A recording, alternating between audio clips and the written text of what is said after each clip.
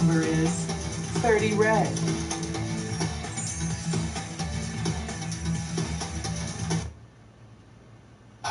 It's so nice to know you're not supporting Asian slavery. Is it really slaves? I don't know if it's slaves, but I mean, the things it says hit people. The animation, it seems like it's going to come to a point in time somewhere where you're going to think Clancy's alive, and down he'll go, oh no. I know. And the DMT chants start happening. I know that feeling. It's such a funny feeling. Good to go. Is it possible to transverse the distance between this dimension and that dimension? Man, drops, you don't bounce back. It's like, thank God, that's nice. They're leaving these for us now. I wonder if they know that this is dangerous. They'll probably figure it out. Yeah, they know how to set those things off. That's insane.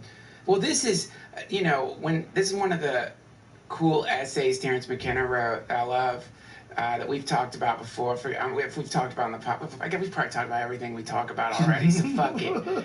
But isn't that one of the things he said in this beautiful, crazy essay that, like, everything was cool until we split the atom, and then that was like, no, we can't. That's too much.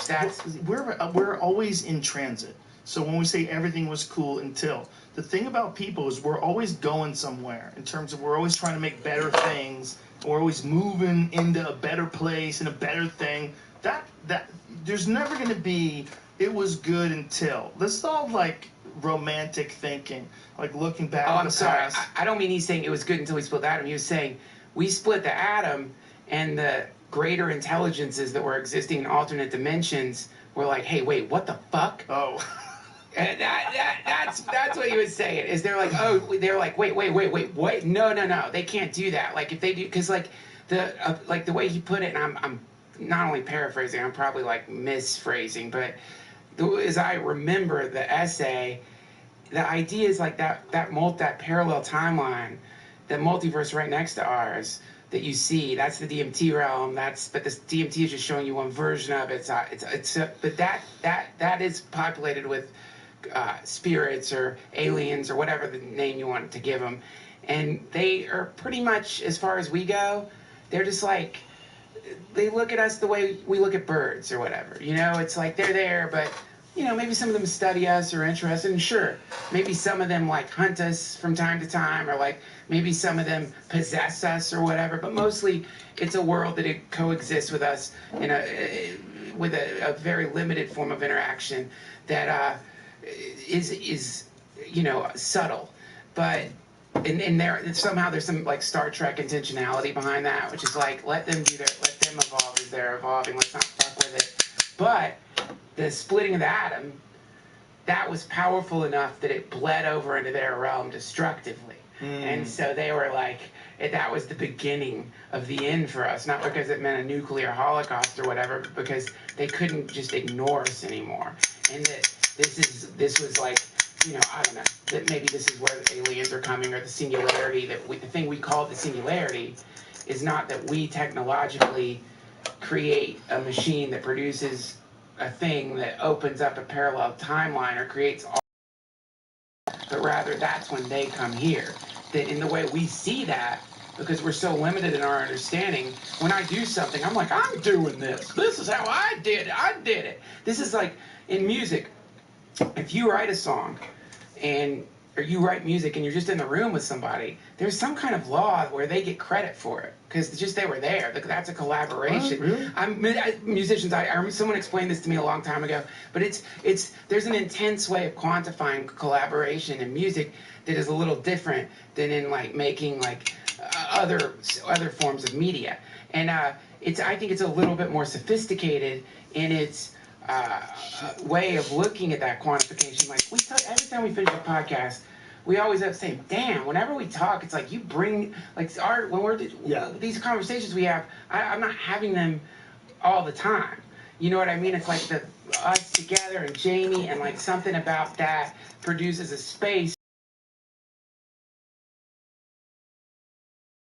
Quantifying that is like, how would you even fucking quantify that? But anyway, what I'm saying is, when certain people are around, the people that are creating the music is better. Yeah, that, but so to get back to the weirdo idea of like, technology not even being a thing we're making, but that we're pretending we're making because we can't see the fact that technology is crystallizing in our time frame, and that as part of that crystallization, because it's such an insane visitation, we have to in our brains invent a reason that it's happening. And so we're making it, and someone's like, oh, I had this idea, I'm going to work on this thing that's going to lead to a quantum computer that's going to lead to a thing, and then all of a sudden the quantum computer starts giving ideas about, well, why don't you try this, and then who fucking came up with that, and then you know what I mean.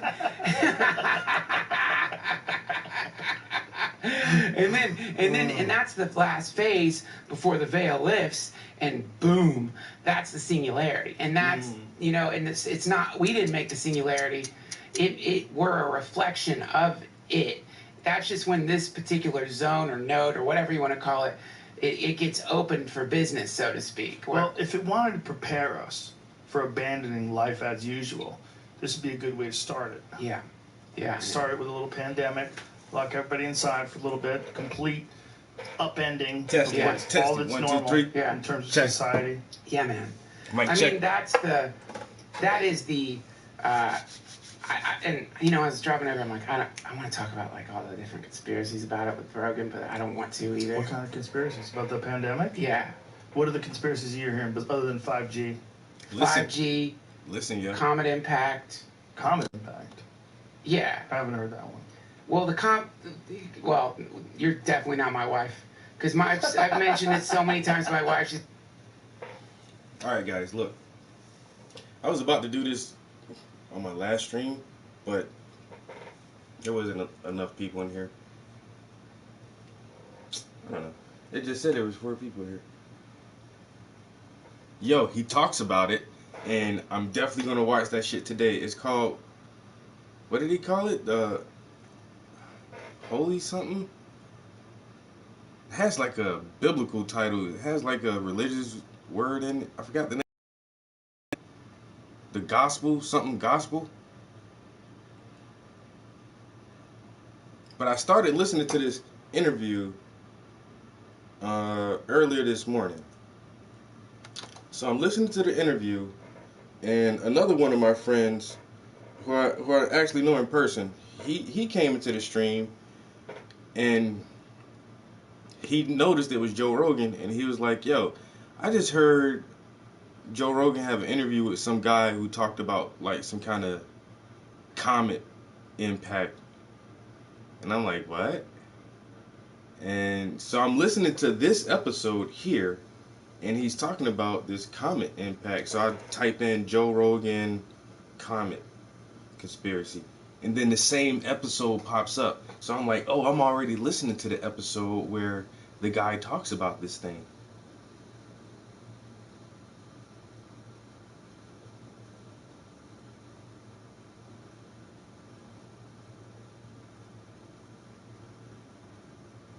Midnight Gospel.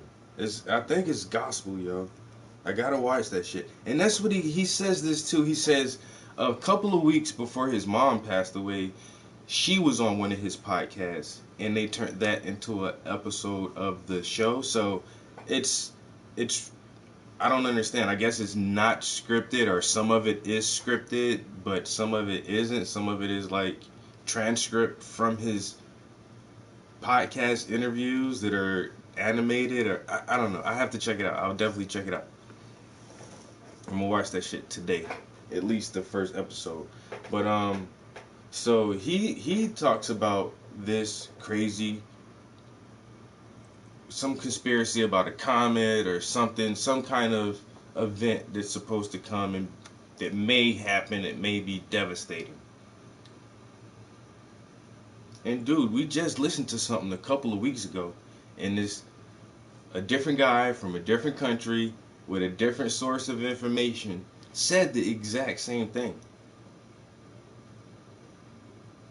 And this is why it's hard to like push aside all conspiracy theories when you hear what would appear to be logical, intelligent, critical thinking people who have their own speculations on certain situations.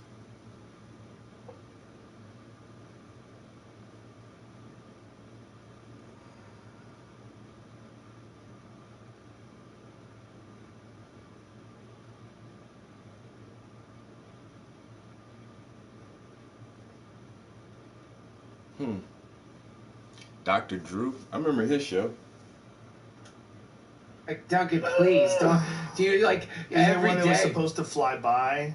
Like there's a meteor that's supposed to fly by in the next short amount of time. Yeah, Mm. I mean, check out Reddit Conspiracy. My conspiracy friends, I'm not even gonna attempt to give the download on it because like y'all have done a pretty good job of putting all the pieces together out there, whether they're real or not. I don't fucking know, but I enjoy reading them late at night, and they've been giving me terrible dreams. But the asteroid theory is that okay, so we want to have, by we I mean they want to have maximum survivability for the planet. They're not out to like, they don't want people to die. They're not trying to, it's not a bioengineered thing that's designed to like cull the population, which is another of the theories.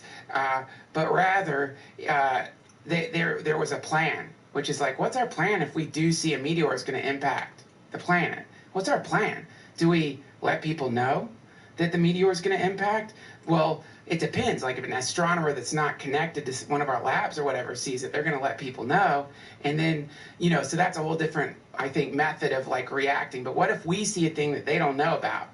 And there's some probability, even a 20% chance the thing impacts the Earth, right? Or there's some cosmic event maybe we're not even aware of, like the sun doing some weird shit that we don't even know happens because it's so deep, it's like deep data, right? So maybe it's not an asteroid, it's a cosmic event that's approaching, right? And so there's got to be a plan. And it's like, well, if we just tell people that the sun's going to do like a mild blip, which is going to destroy all satellites and destroy all GPS, and just that alone would cause runs on the bank, mass panics, like, and people would start looting and shit, and that's not, you don't want that, because the idea is like we want them to hole up in their houses till the shit passes so we get maximum survivability.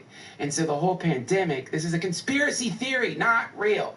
The whole pandemic was a plan to get people to go inside, store up food, get them off the roads, and like wait for this, whatever this event is, to pass.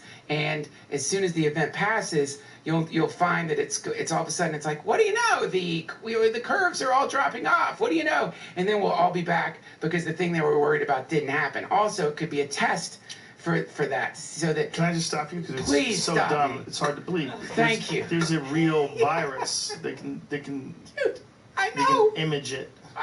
But I know what it looks like.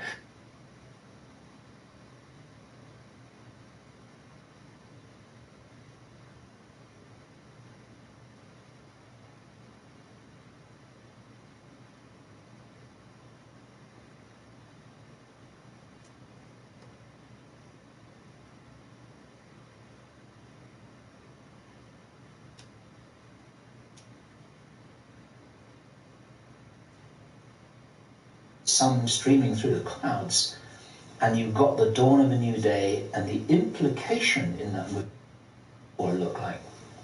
look very inconsequential. The thing that will help the human race to survive it, or will help parts of the human race to survive it, all right, but why do this? Why do this? Why do this? Now, this was his answer. And our source is a pretty smart guy. He's been in the military. It's a totally different story that he didn't debrief in our audio transcript, which you have the opportunity to read, but he's had his own ET experiences in the military. He's got his own sources of information about some of the background for this. He says that he's as sure as he can be that the people who are calling the shots in the world, you can call them the Illuminati, the controllers, the cabal, whatever name you have for them, they believe that there is going to be what he called a geophysical event, a major geophysical event. Suspicious observer. He says that the best information that he's got is that the insiders believe that this is going to happen, or they are concerned that this is going to happen. And many of you watching this will know that this isn't a completely crazy idea. There have been trillions of dollars that have been spent on deep underground bases for some reason which we don't know why it is. You will know about time for something around 18 months from now. That puts it around about the middle of 2011.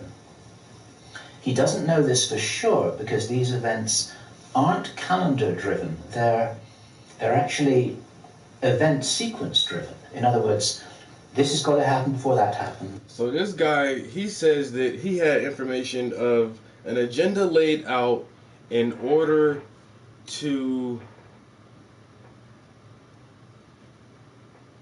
kind of rearrange the world's population prior to some type of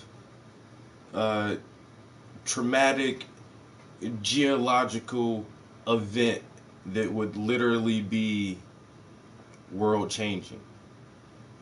Now the guy who's on Joe Rogan's show says that they organized this event to reposition people globally in order to prevent mass casualties from some type of extraterrestrial event like a comet impact or asteroid impact. And so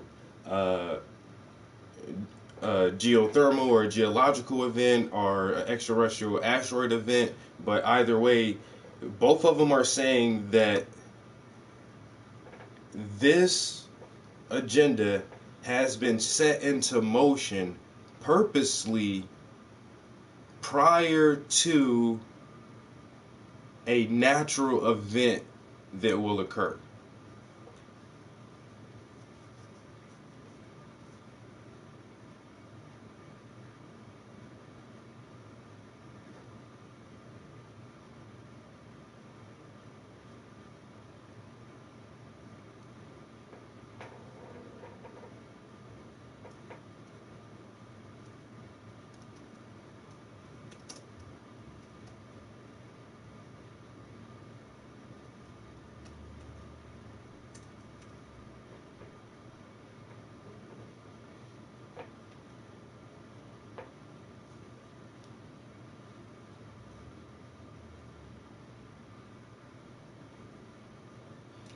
Sun controls climate,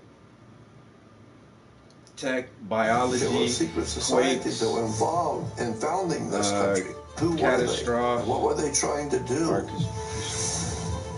It's on the American dollar. So, I don't know. This is Suspicious Observer. It has an S on the end of it. It says Suspicious Observers Daily Report. This was April the 26th. The title of this clip is Sun Controls Climate, Tech, Biology, Quakes, Catastrophe. So never listened to this channel before. Don't really know what these people are into on this channel. Thanks for the suggestion, which came from Wild Turkey.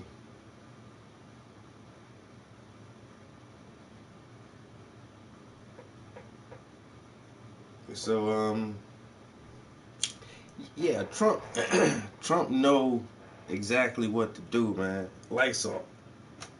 You know what I'm saying? But sun controls climate. That's one of my main issues with our so-called climate change issues, or our they used to call it global warming. Now it's just climate change. That was one of the first global situations that the world had to focus on. And a lot of people talk about these things that help galvanize the mind of the world's population. Different countries have different cultures, laws, religions that help galvanize the minds of the individuals of their populations, and then it gets broken down into provinces or states or nation states, or which even galvanize the minds more. But when you want to put out a global update, a global programming, a global fucking status quo, you have to have something that affects everybody, you know, because things that go on in Russia don't really affect a lot of things that go on in South America, which may not affect a lot of things that go on in Canada. So every once in a while there has to be some kind of issue or problem or something that everybody has to deal with. And I think the first thing in my generation was global warming. You know, prior to that, it was like the nuclear scare and all that shit, yo, with the Cold War and all that. You know, that was something that the entire world had to worry about. But then that shit calmed down, and now we got to get everybody fearful of another something. And you know, they've played that card for decades, and then it's kind of died down because different sciences predictive of the math behind this shit. And then so once that wasn't as popular as it was, because people were running on, you know, presidential candidates were running on their global warming position. And you know, what are they going to do to the major corporations that are polluting the atmosphere and depleting the ozone layer and aerosol and CFCs and all this other shit. And after that all died down, and then it was terrorism, you know, and that was our next global threat. That was our global focus that all nations have to be prepared for and focus on, and get the citizens of their countries to understand that this is something real and you should fear this thing. And so they've been playing the fucking terrorist card for decades, in and out. And now that that's kind of dying down and it isn't, you know, as scary. We realize terrorism isn't as scary as the propaganda hypes it up to be. So now we have this global virus. And it's something that everybody has to be concerned about. It's something that we all have to worry about and be fearful of. And it's changing the way we run our lives. And so just knowing how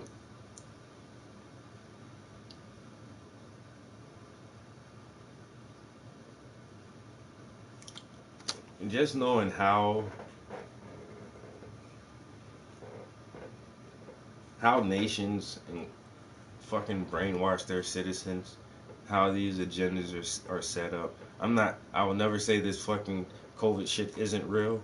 I'm not saying that there isn't like some real new strand of fucking virus floating around out there. At the same time, it's just so hard to trust these motherfuckers who say they're in charge of the information. And this goes all the way back to the first thing from this clip right here. Sun controls the climate.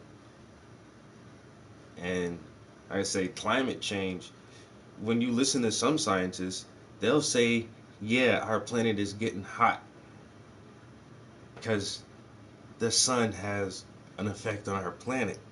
And that's why we have cycles of ice ages. And we are coming out of an ice age. And this isn't anything new. And the sun goes through phases where it's fucking hella hotter are comparatively, it's a lot cooler. And when the sun is cooler, the polar caps grow, and there's fucking ice sheets that cover vast areas of our poles for fucking thousands of years. And then when the sun fucking heats up again and starts to melt that shit, then the poles fucking shrink, and the ice sheets and the glaciers start to melt down, and sea levels rise, and that's just what the fuck it does. It's some shit called the solar minimum or in the solar maximus or some shit like that. Our sun goes through phases. It just does. And so when you look at that science and listen to these fucking, I don't know what a sun scientist is called, you know what I'm saying? A heliologist. I don't know. But motherfuckers who study the sun, they just say, look, man, this shit affects our planet like that. Where we can, if we keep raising 1 degree, well, that's what the fuck is gonna happen. Shit is gonna raise 1 degree every 5 years or something until the sun decides to level off again. And motherfuckers are just gonna have to deal with that shit. Now, I don't know if that's what they're gonna say on here. Once again, this is something new. Thanks again, Wild Turkey, for the link. Suspicious Observer. We'll check some of this stuff out, see what they're talking about. Climate technology, biology. Sounds like pretty cool stuff.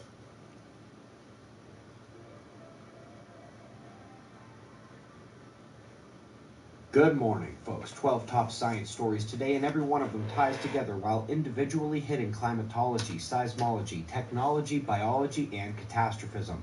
We're starting with our star at spaceweathernews.com, and we find the last 24 hours with 2 bright points on the left turning into view. These are active regions, and the equatorial remnant of the last sunspot cycle is actually developing a bit in the umbral magnetic fields complex, but also at the photosphere. Umbral cores developing beneath the bright arching fields. Meanwhile, the solar wind remains well within average stream intensity. We don't forecast much in the coronal hole impact department for days, so geomagnetic conditions hopefully will remain calm. Let's jump right into it, shall we? And up first is the climate. Yet another in the list of Earth changes we see being pegged to natural variability rather than human forcing. This does apply to most major ocean effects, as it is way less sensitive to atmospheric composition. But the papers suggesting that the sun does control numerous aspects of climate change continue to come as well, even if some of them stick to the irradiance and not the more effective particle forcing. Now, included in that particle forcing would be the energetic electron precipitation at the polar region and its effect on odd nitrogen species. Interestingly, they claim that a warming world will increase the effect of the space weather input, which is the same result as you get with Earth's weakening magnetic field. The sun is not only a bigger player than most climate scientists have imagined, but its climatological peer pressure is getting stronger. And it helps to have the electric tools in the toolbox, or else you can't truly grasp the effects these particles are going to have on the weather through that atmospheric electricity. For those who don't know, the general atmosphere follows the Carnegie curve of energy, that's up top, with individual parts of the world below.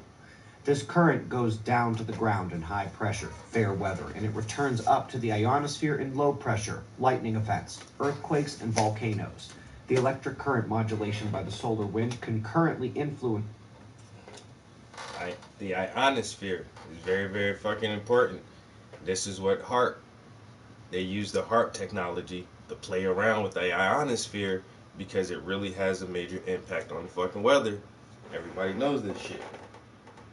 Cloud cover, pressure, nucleation, and wind speed. Yep. A quick note here. All the that Schumann shit resonance comes from the ionosphere, is so bad these days. The resonance has multiple peaks, and it is supposed to shift between them with hourly, daily, lunar, seasonal, annual, and solar cycle length patterns and oscillations underlying the effects of the current solar wind and nearby lightning. I've not seen any peak shift or anything crazy at all on the Schumann resonance in a long time. And by the way, 5 miles from the station, its reading is meaningless to you. But alas, when you can satisfy those conditions and study the population within that small area around the reading, one is able to notice a correlation between negative cardiac events and that atmospheric electricity resonance signal. It's not cause and effect, it's just that the Schumann resonance is reacting to the same thing the heart is, simultaneously. By the way, when I was looking for space weather health effect papers last night, I noticed that one of the great 2020 papers we've seen so far, the first one up on the list there, got cited. I got excited to have a new paper to share, but alas, it was just Google picking up the reference from our textbook. Hold that thought. So we've done solar influence on climate, biology, technology would be up next, and we've got the 2020 NASA Tech White Paper on space weather risk and effect. From the cosmic rays to the solar system magnetic fields to the charged particle bombardment amidst photoelectric effect, all the way to figuring out which parts of technological systems will blue arc and break first when space weather overloads the system.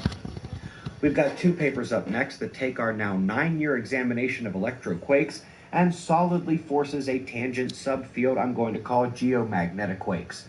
There is now plenty of papers on strictly the geomagnetic connection to say they do deserve their own category alongside the atmospheric electricity precursors we've already seen. That first paper was from Japan, this one from Italy. The control over both their factors is the sun. Now we may seem to switch gears here, but not really. Here comes the latest in questioning the carbon-14 dating method, and whether it's something complex like this or that story about the newly dead seal they carbon dated over 1,000 years old, this carbon dating thing is one of the biggest prohibitors of our proper past examination. Well, that graphic from the NASA Tech paper really is great because it helps us think about the galactic scale ion wind and magnetic fields. You'll recall we've been examining the Parker spiral signature in the galactic level, the one that forces a wavy, undulating, rippling electric current sheet at that galactic scale just as there is in the solar wind.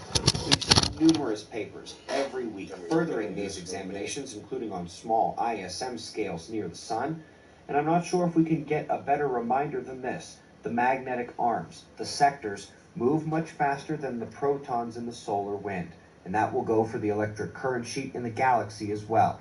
And so now that we've arrived at the doorway for the galaxy to reach out and trigger a massive solar event, let's recall what we went over today. The failure of human forcing to explain what natural variability can explain. The sun having solid control over the climate with both irradiance and particle forcing, including its influence on the global electric circuit. The cardiac connection to space weather grows stronger in the literature. We've got the Space Weather Technology Risk 2020 update from NASA. We've notched 2 more on the belt of geomagnetic pre-seismic signaling and learned a key fact about the electric current sheet and magnetic sectors of the Parker spiral that will scale up from the solar system to the galaxy and can inflict the 12,000-year catastrophe. Folks, those topics are chapters 4, 5, 6, 7, and 8 of the textbook. The 3rd edition of Weatherman's Guide to the Sun is 30% off during this pre-order period. Climate, technology, biology, earthquakes, and Earth's catastrophe cycle. Get it today at spaceweathernews.com/publications, along with a number of other free resources. We do greatly appreciate your support. We've got your wind map forecasts and shots of our start to close, and of course, we'll do this all again tomorrow, right here. But right now, it's 5 a.m. in the new Valley of the Sun. Eyes open, no fear. Be safe, everyone.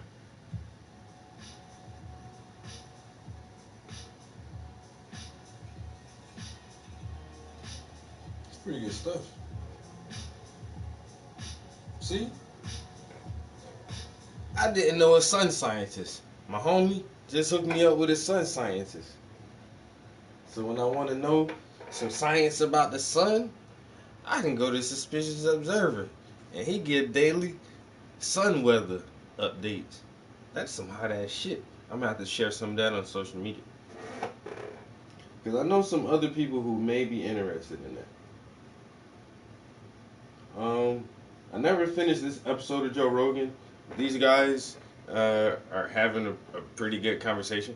I want to see where it goes, because it's already weird and it's only like 20 minutes into it so far. So if it gets kind of dry later on, we'll definitely go back. I want to listen to another episode of that Suspicious Observer. That was really good stuff. I like that. You know?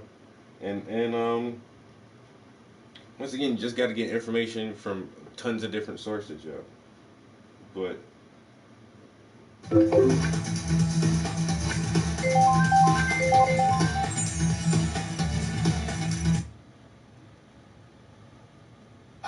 That's so nice. There's I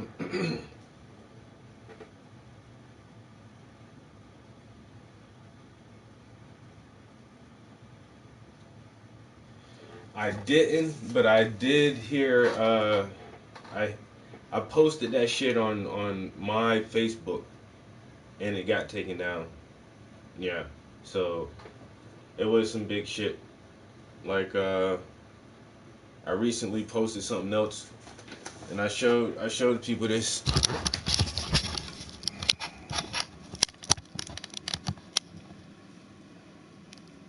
Hold on, my phone works better if it's really dim.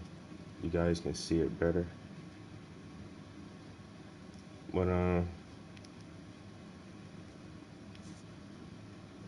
go to my page.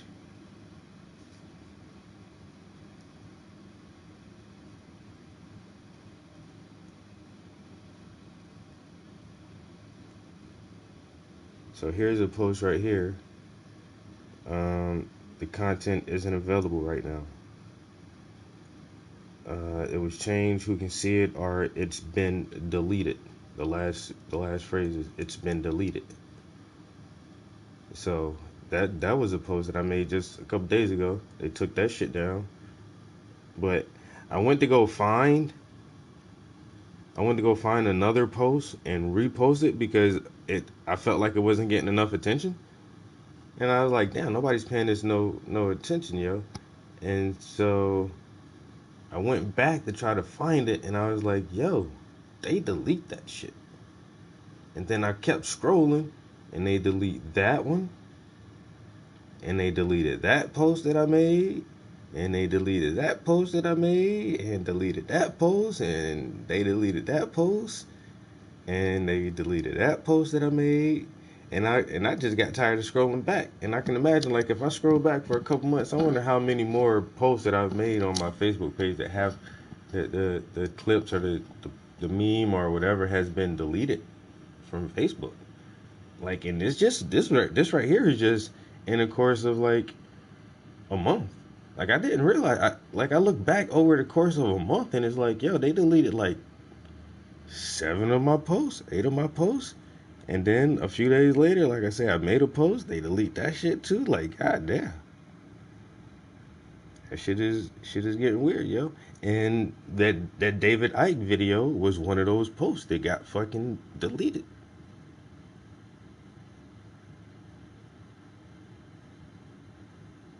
Word up.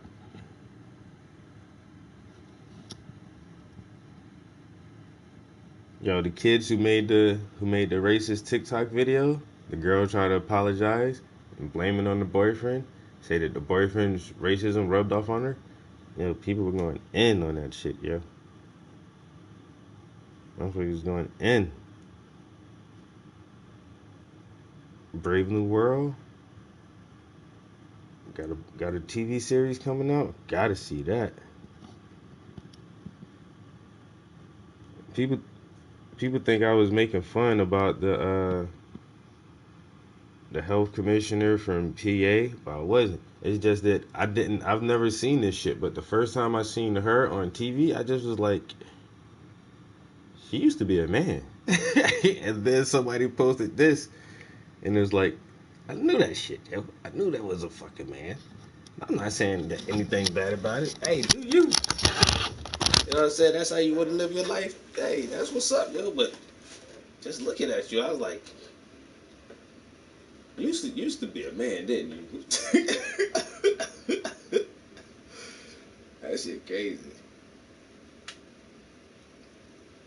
Yo, like, that's all I try to do on my Facebook, man. Wake people up to this shit, bro. But nah, motherfucker wanna delete posts and shit. Yeah, David Icke is the lizard dude. Yeah, when I read The Biggest Secret, yo, he started talking about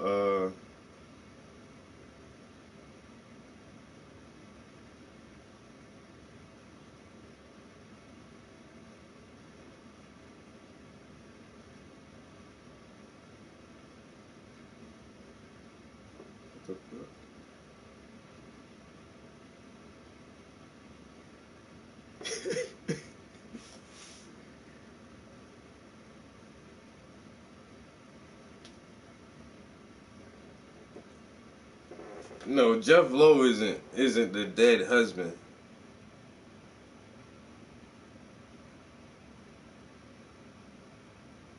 Wait a minute. Cause I watched that shit, yo.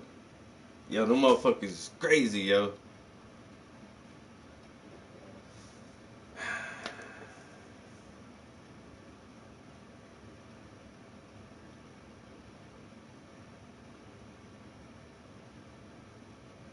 I don't get it, man. And see, that's those racial stereotypes that are so funny, yo. Like, man, black people and Spanish people and Chinese people, they all got they crazy ass motherfucking shit they do, man. But white people be just on like a different kind of crazy. Like y'all get TV shows called How to Make a Murderer and shit like that. TV shows like The Tiger King, like yo, that shit was so fucking crazy. And I'm not really into this shit like that, but it was like, it wasn't like it was a documentary. And that's why I watched this shit, because if it was like his actual show, hell nah. Hell nah. But somebody was like, nah, it's a documentary about what happened. I'm like, alright, I might be able to watch that shit. Yo, just watching that shit, yo, them niggas was crazy. This motherfucker got 2 husbands, and one chick that got a hand eaten off by the tigers, and he done hired a hitman to kill this lady. Yo.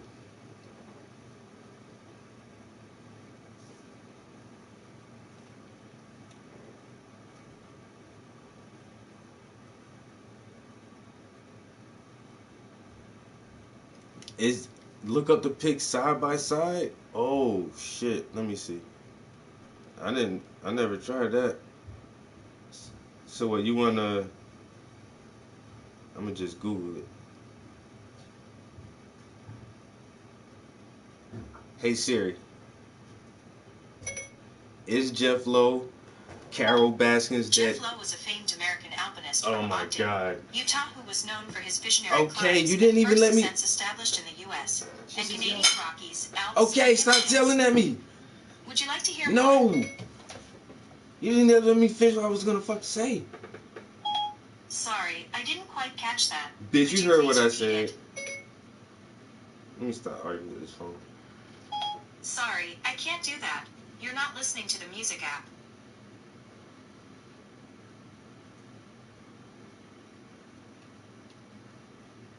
I'm gonna just type this That shit syrup in. is gonna spill, and you're welcome.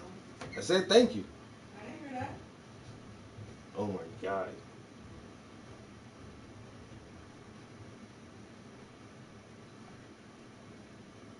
How the syrup is gonna spill?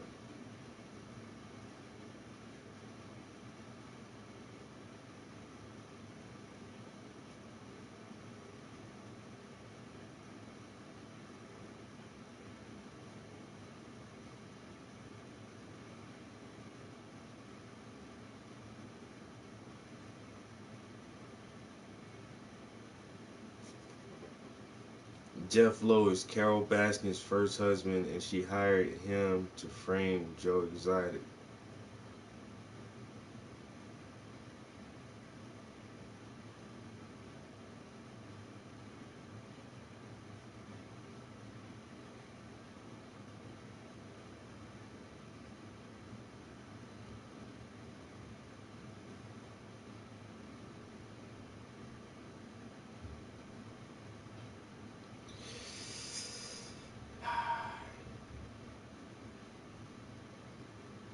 Yo. See? And then these conspiracy theories right here. Because them motherfuckers he does look like an older version of that guy. I mean,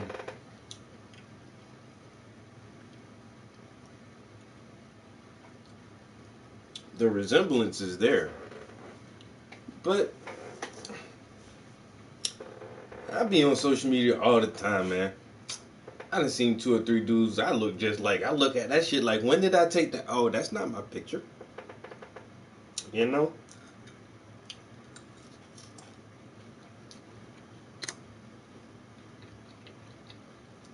She probably say the same thing. Like, damn, dude, you kind of remind you look real similar to my dead husband, who I did not feed to tigers.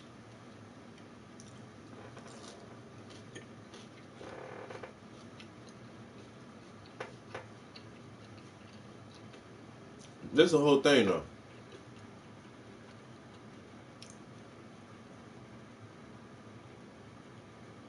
This motherfucker ran for president, ran for governor,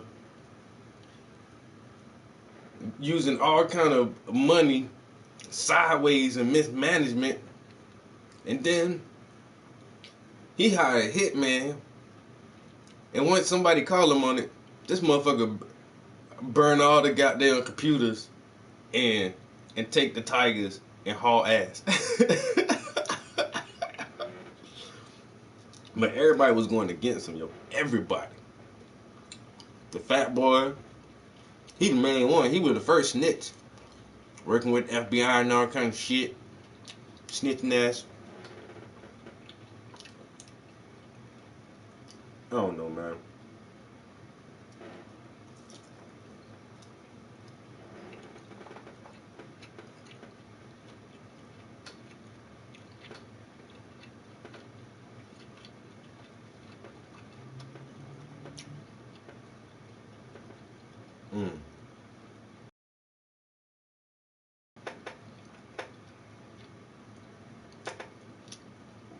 Don't do it, Shaman. Yo, bruh. Don't do it to yourself. Yeah, he is. Yeah, he the new queen up in that shit, yo. You know he is. Don't do it, Shaman. I'm tell you right now.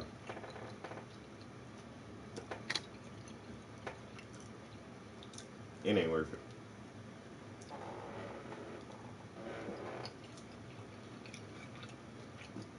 Only thing you find out at the end is all these motherfuckers crazy.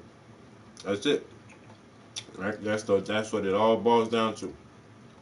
The whole group of them, the whole lot, crazy as them batshit.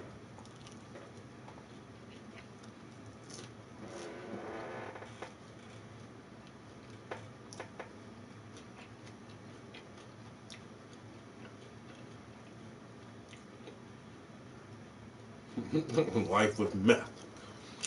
And then you see his first husband, like in some of the older footage, motherfucker got 4 teeth in the front, and that's it, and they all spaced out. Then later on in older footage, he lost one of them motherfuckers. Now he only got 3 teeth on the top, and it's like, boy, you still ain't stopped with that fucking meth though. You know what I'm saying?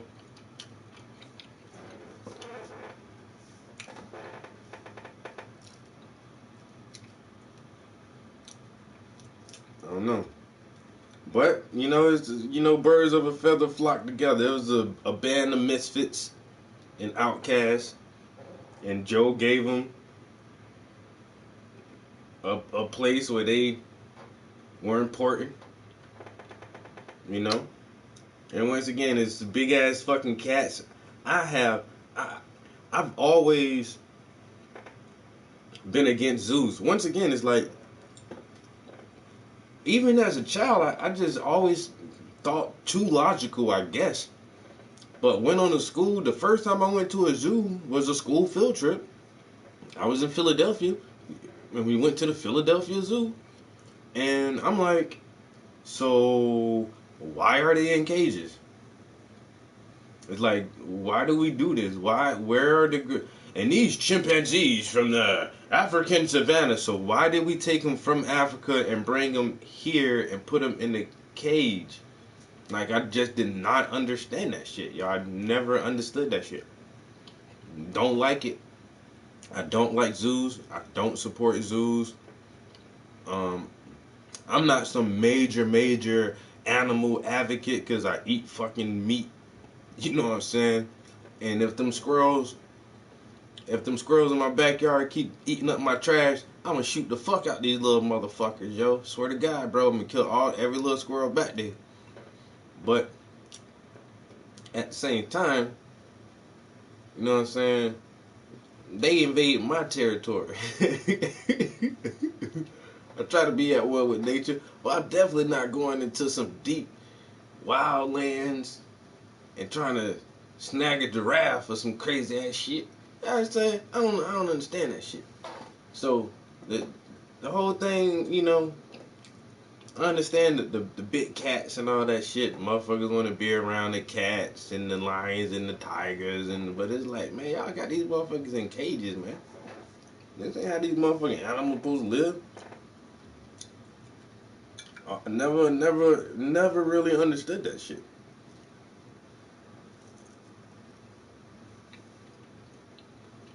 Free my ripples in prison. I'm telling you, man. And then in the last episode, Joe and he crying. This is worse than having an animal in a cage. They're treating me like I'm a beast. Like, calm down, bro. Now you know what it feels like.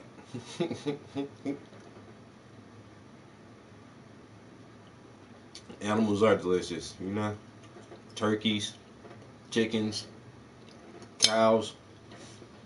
Some people even eat bats and snakes. You know what I'm saying? All that good shit. Animals are delicious. You know? And they're healthy for you. A very large source of protein. I love animals so much, man. I eat animal fetuses. You know what I'm saying?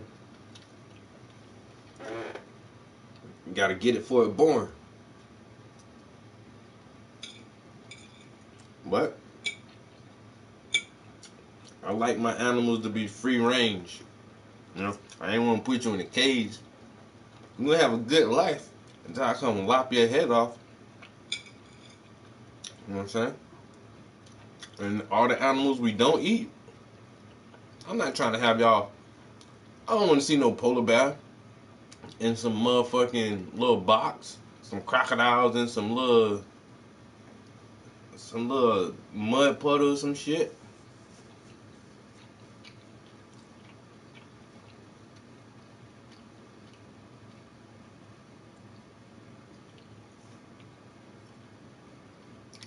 Damn. I like me a cage, bitch. Man. I don't know, man. That shit was awkward. Very, very weird show. Very weird, strange people. Strange people. All of them.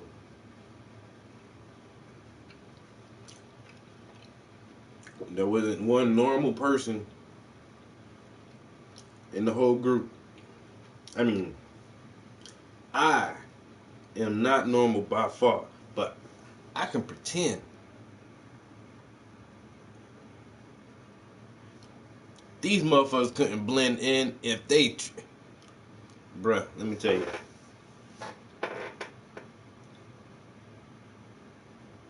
Strange ass people.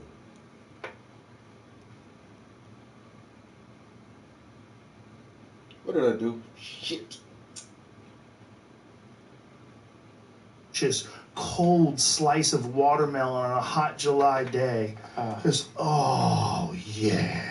Just running across your yard when you're baked. Like, it's a mouse. Fuck yeah. It's a perfect orange. You know those oranges where sometimes the peel just comes right free? Yeah. It's so satisfying. Like very little work. And then you bite into that orange and it's just juicy. Yeah. Delicious. That's that mouse. That mouse just running. bullshit ass mouse thinks he's gonna run through my fucking yard. No, and that mouse, that's the other thing that's really sad about it. I mean, the mouse is cute. Like, this wasn't like some dangerous looking mouse. This mouse looked like it was like in Act 2 of a Disney film or something. Like, you know, like this mouse looked like sweet. Like, the mouse looked like it could sing. It was Patton Oswalt in Ratatouille. It was like that level of cute, man. Oh. I know, and like my heart is like breaking because it's like, what do you do? That being said, there's not much I could have done. You know, it's like this is the way nature is. And to get back to your dimension thing, man, that not that it's like literally like a physical dimension, but the reality tunnel that my poodle lives in and that mouse lives in is so fundamentally different than our reality tunnel that the mouse is in the Texas Chainsaw Massacre. The mouse is in The Walking Dead, except it's like two Cavalier, King Charles, a poodle, and a Chihuahua. So, but for the mouse, that's The Walking Dead, and the mouse, it's got to eat, it's got to get food, so it's constantly like developed this like way that humans would develop, which I think The Walking Dead did a good job of, the comics especially, of showing the way people over time would evolve to deal with zombies and how people would gradually completely like change or transform based on their predators. You know, like the rats and mice have done that. You know, when you see a thing that is a prey animal, you're seeing a reflection of the predator in the prey animal. Are you aware of what's going on with rats in New York City? I can't fucking imagine. There's rat wars going on because the restaurants are out of business, right? So the restaurants closed down, so all the rats' food supply is gone. So rats have started moving into other rats' territories and killing and cannibalizing rats even. Wow. Dude, That's rat crazy. wars. That's like a cartoon. the rats didn't do anything wrong. They're just being rats, and all of a sudden the food supply got cut off. Holy shit, man. That is so intense. And think of that level of reality. That level of reality is a level of reality that's taking place in some of those tunnels down there, man. They don't even use them anymore. Like there's rat infested. Yeah, just floods of rats who have like, you know, decided that's their kingdom or whatever, that are now being invaded. That's so weird out down, and also it's dark. Like just it's all smell. So like the world of a rat down there, it's not like there's light in the subterranean depths of New York. So it's like there's a universe of smell, and I guess maybe I'm sure they do see down there, but the way they see is like, who knows? So they're looking at whatever they're seeing is a completely different thing, and then they have a complete different set of priorities. You know, what's that show, man? It's a really beautiful but disgusting documentary. I think it's called Rats. Yeah, Rats. The one on Netflix. But like they send the weak ones to eat poison. Yeah. Just that alone. We played a video the other day of a rat setting off a mouse. Yo, he wears that same fucking jacket and that same hat, and he only has 2 pair of jeans.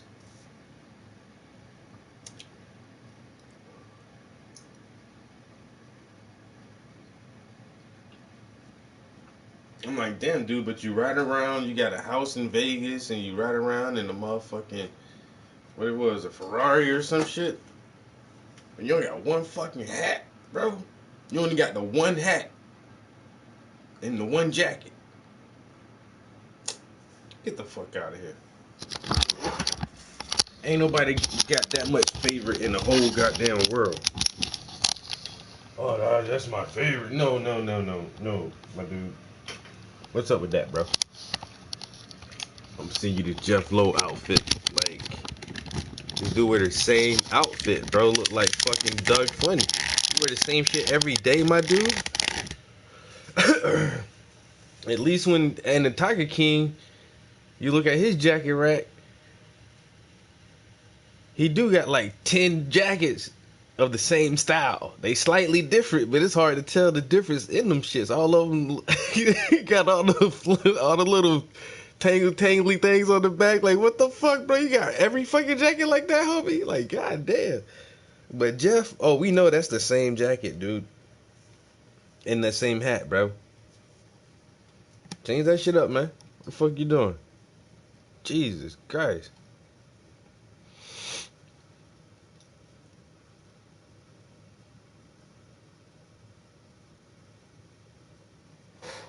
That motherfucker did not he did not want to change his clothes. I came here to save your ass. Did you really? Did Carol Baskins implant your ass in there? See this whole fucking story. That's why it's on TV, bro. That shit was made. Don't watch that shit though, Shauna. I'm telling you right now, it's trash TV. You're gonna feel dirty after you watch it, bro. Don't do it to yourself, man. But it's like,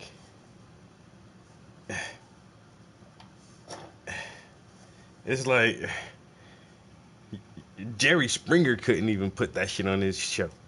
They needed some shit. The fucking Tiger King, bro. God damn.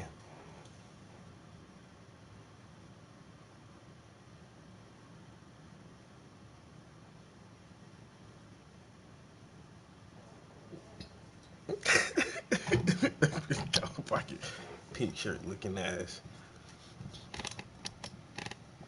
He said 2 months.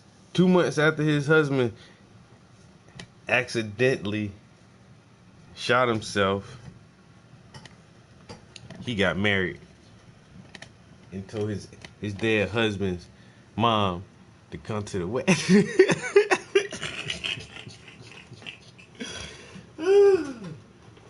Oh my God. You couldn't make none of that shit up, bro. You can't make none of that up at all. That shit really happened. All that shit really, really, really happened in real life. These are real people. Carol Baskins, her dead husband. I mean, her missing husband and her new husband. They are real people. Joe Palisano, whatever this motherfucking name, he's a real person, yo. And his mom was crying. And Joe went bankrupt all because of that Carol Baskins down in Florida.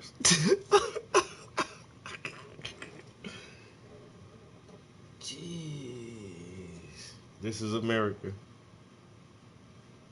This is America.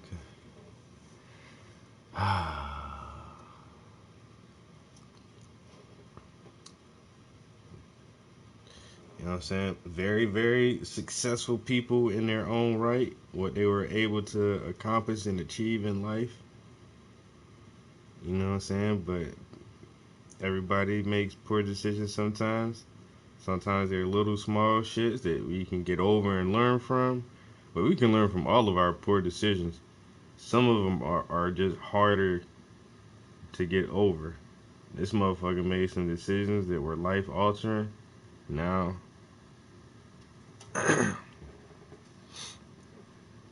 he's somebody bitch. For real. But he said he got new evidence and he got a book coming out.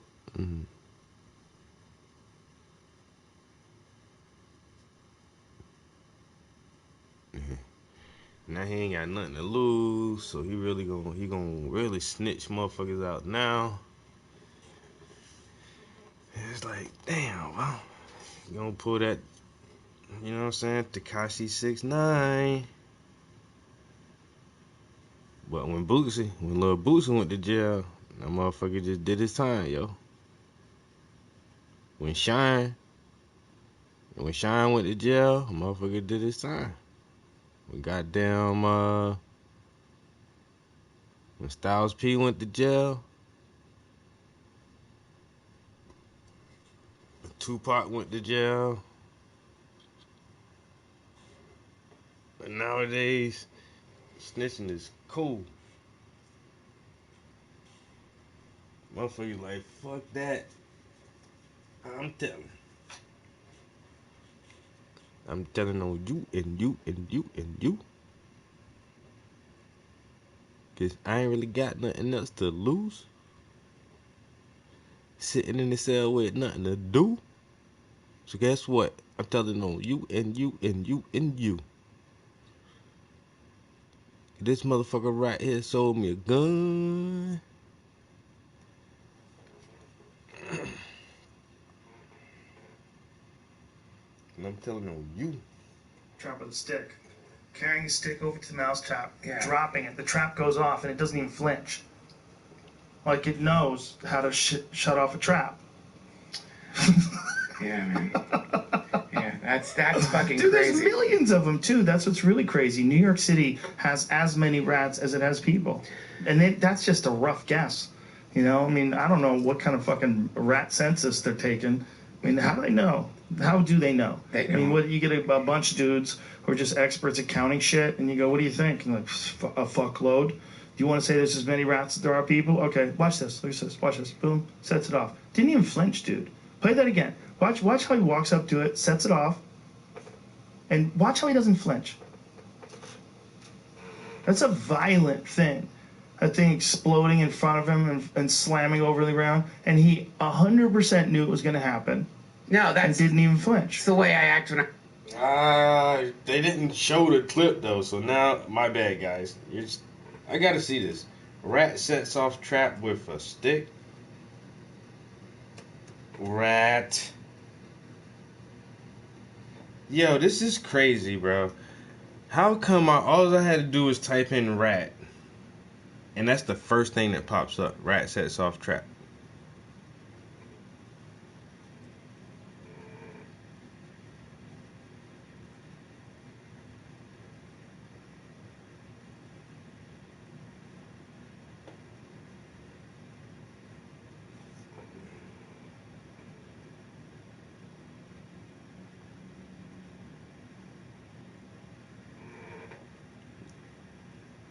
Smart rat tries to trigger a mouse trap with a rock.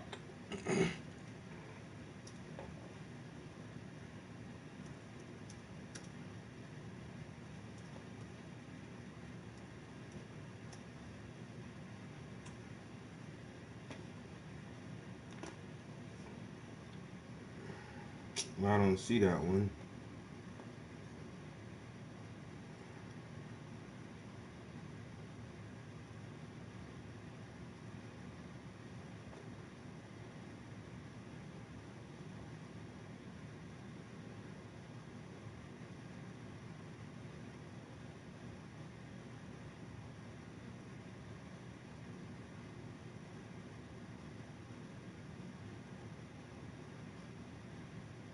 No.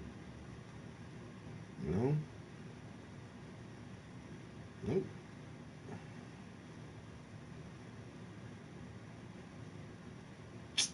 I don't know, guys. Let me just see what this one is. It says part 2. Where is part 1 where he tries to set it off with a stick?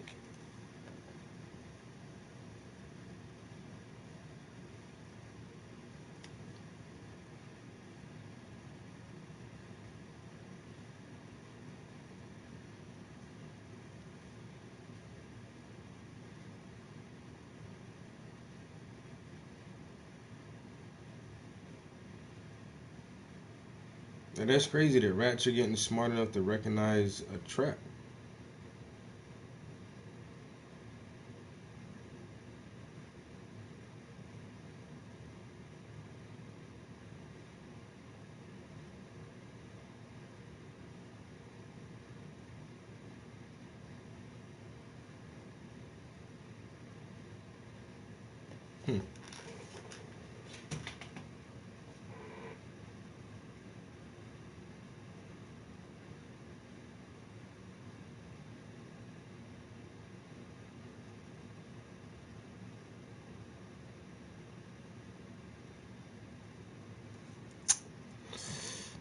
I don't know. Do you think animals are getting smarter somehow?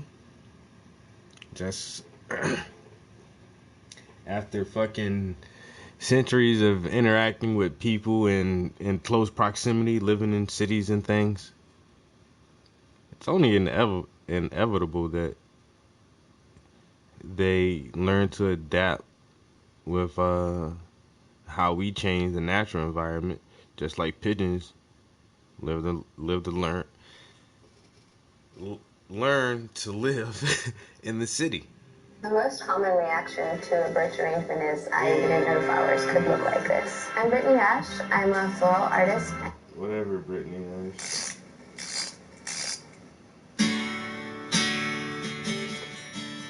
In this video, I'm going to show you how to make a mouse trap that'll catch lots of mice that you don't have to empty every time. It'll catch lots of mice. And then what? You don't have to empty it every time what?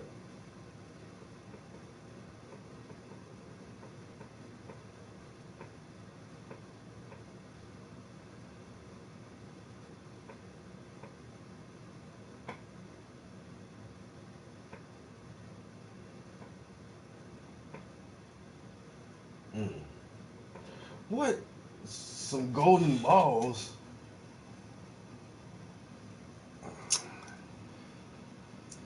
Yo, I don't know if the phones be listening or not, man, but that, yo, it happens a lot recently. Something's fucking listening. God, I swear, bro.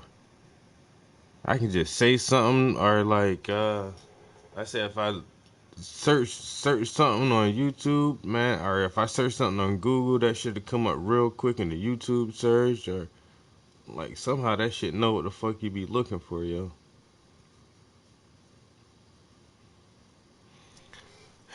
Man, they already tracking us, man. Y'all might as well just go ahead and get that chip and make it easier for them, bro. I mean, it's so obvious that you don't have any real, like, privacy, like, real privacy. Man, that shit out the fucking door, homie. You really think you got privacy?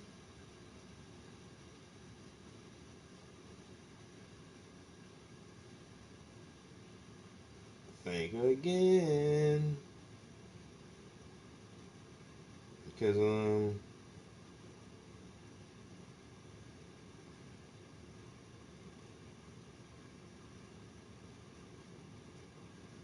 motherfuckers know everything you do. It's so nice to know you're not supporting Asian slavery. Compromised. Well, That seems like the move. The move seems like to quarantine the people, at this point at least, to self-quarantine, or, you know, tell them to quarantine people that are really vulnerable, older people, people with, you know, people that smoke, people with respiratory conditions. Be aware that you're vulnerable, you know, and then you act accordingly. But everybody else, we need to, at some point in time, whether it's this week or next week or 3 weeks from now, when they think it is, May 15th, right? That's like 3 weeks from now. They're going to have to open the doors. And when they open the doors, people are going to be starving. They're going to be starving. They haven't worked. There's so many people that are so behind their debts. They're getting, you know, debt collectors are still wanting their money. You know, especially if they had loans or, you know, anything that was outstanding before all this happened. They're already in debt, trying to work their way out of a hole. They can't even work. This is the only time we've ever been in a position where people can't even go to work. Yeah. Well, what do you? Okay, so I've heard like 3 ideas regarding what to do. One of them is like incredibly controversial. I wonder what you think about it, which is like using the same data that they use in like what's it called? Those chips. South Korea, yeah. No, the chips you could put on. Yeah, it's Bluetooth. Yeah. So it's essentially like tracking and alerting you if you've come in contact with someone who has it. What do you think about that? I don't trust anyone to have all that data and only use it for that. Right. There's no way. That data would be so valuable. If everyone had a chip and everyone was tracked, you knew where everyone was all throughout the day. Oh, you're only going to use that to see who's got coronavirus? Really? Yeah. Get the fuck out of here. Once that technology exists, it's not like they're going to murder it at the end of the fucking season. Well, we got no more COVID, so let's just stop all this technology. No chance. They'll find a new reason to use it. Okay. They'll be able to track the flu. They'll be able to track adulterers. They'll be able to track robbers. They'll be able to track carjackers. They'll be able to track, you name it, man. You name it. These are the right-wing activists that like to yell at abortion clinics. Let's track them. Right. You know, now a Republican gets in office. Hey, these are the people that are the fucking animal rights activists. They're always getting in front of the meat plant. Let's track them. Right. Like, you can't track people. Okay. And they're already doing it anyway. You talk to Snowden, they're already tracking you by your goddamn phone. But I like the fact that I could take this phone and chuck it in the fucking river. I could just chuck it. I wouldn't. I'd throw it in the ocean. No, I wouldn't even do that. I'm environmentally conscious. I wouldn't. Someone's gonna be like, you bastard. But I wouldn't. I'm not I really feel strongly about that. I would never litter like that. But point is, I can get rid of that fucking phone. Yeah. It's not a part of my body. Once they're injecting, I've talked about this way too many podcasts in a row, but there's a company that had these people inject a microchip in their arm, and they could wave it in front of the soda machine and get fucking snacks with it and shit. It was like your tab was on your arm. You could, Mike's here, open the door, and unlocks the door. Get the fuck out of here. And we were saying, like, what if that company fires you? What if Chipotle fires you? You got that Chipotle chip in your arm. But I was management. It's not a regular Chipotle chip. Imagine? And now you have to work for fucking Up, and 7-Up's like, we're gonna have to cut your arm off. Yeah. Because he keeps registering that you're a Chipotle invader. You know, you 10 chips in your arm because you worked at. Right. Just kept getting a new job. Keep getting new chips. Mike, why don't you get those chips removed? I like them. They remind me I've had a hard life and a lot of good jobs. Chips all around his arm. Proud of my chips. I've always been a hard worker. Oh, I earned these chips. I earn on every chip of it. You know, also when you combine those chips with augmented reality, so that you could have a visual floating around them as like the mascot of the various companies they work for, or like, you know, like let's say we do get the chip, right? The chip exists, and we all just somehow decide, like, yeah, let's just do it. I mean, fuck the whole Book of Revelations. That's just the old bullshit, the whole Mark of the Beast stuff. I'm not gonna pay any attention. Let's get the chip. That's just some old ancient bullshit. All right, come on. I want to get sodas without having to pull out my fucking wallet. It sucks. I'm sick of it. Exhausted all day from this activity. But we all get the chips, and then what happens is, and of course it would start off with like a decision to make. Like, you're like, what data in the chip do you want people to be able to see with augmented reality? And so, like, this is where you run into what I think the future is going to look like with this shit. It's like when you're walking around in your company and you're employee of the month and everybody's wearing augmented reality goggles, you're going to have some kind of employee of the month halo around you. It floats around you the whole time. Yo, you already know this shit is coming, bro. It's going to be like that. Yeah, it's going to be like that for, like, you know, it's going to be brutal as far as, let's say, credit scores go, right? Because if you've got a great credit score and you want to indicate to the world that if you want to get into debt, you can, baby, because you've got a great credit score, you're going to have this glowing shit around you. And the moment one person decides to reveal that, everybody's going to feel like they have to reveal it. And if you see someone who doesn't have, like, the good credit score crown or whatever, or like the banner of great credit floating in front of them, you're like, yeah, you're probably fucked, right? Like, you made some bad decisions. You'll see someone who's got a lot of shit, nice car, really nice clothes, but you'll be like, yeah, but you know, he doesn't have the glowing medallion of good credit on his AR self, so I don't know if he really owns any of that stuff, you know. Right. And then you know what I mean, then it's gonna, like, there's gonna be all forms of that, which leads to, like, you know, like venereal disease. Like, you could go into a bar and if you just got tested and you're clean, so to speak, then maybe there's like a little AR, like, clean angel that, like, flies around your head. It's like, he doesn't have herpes. We get bareback. And, like, you know what I mean?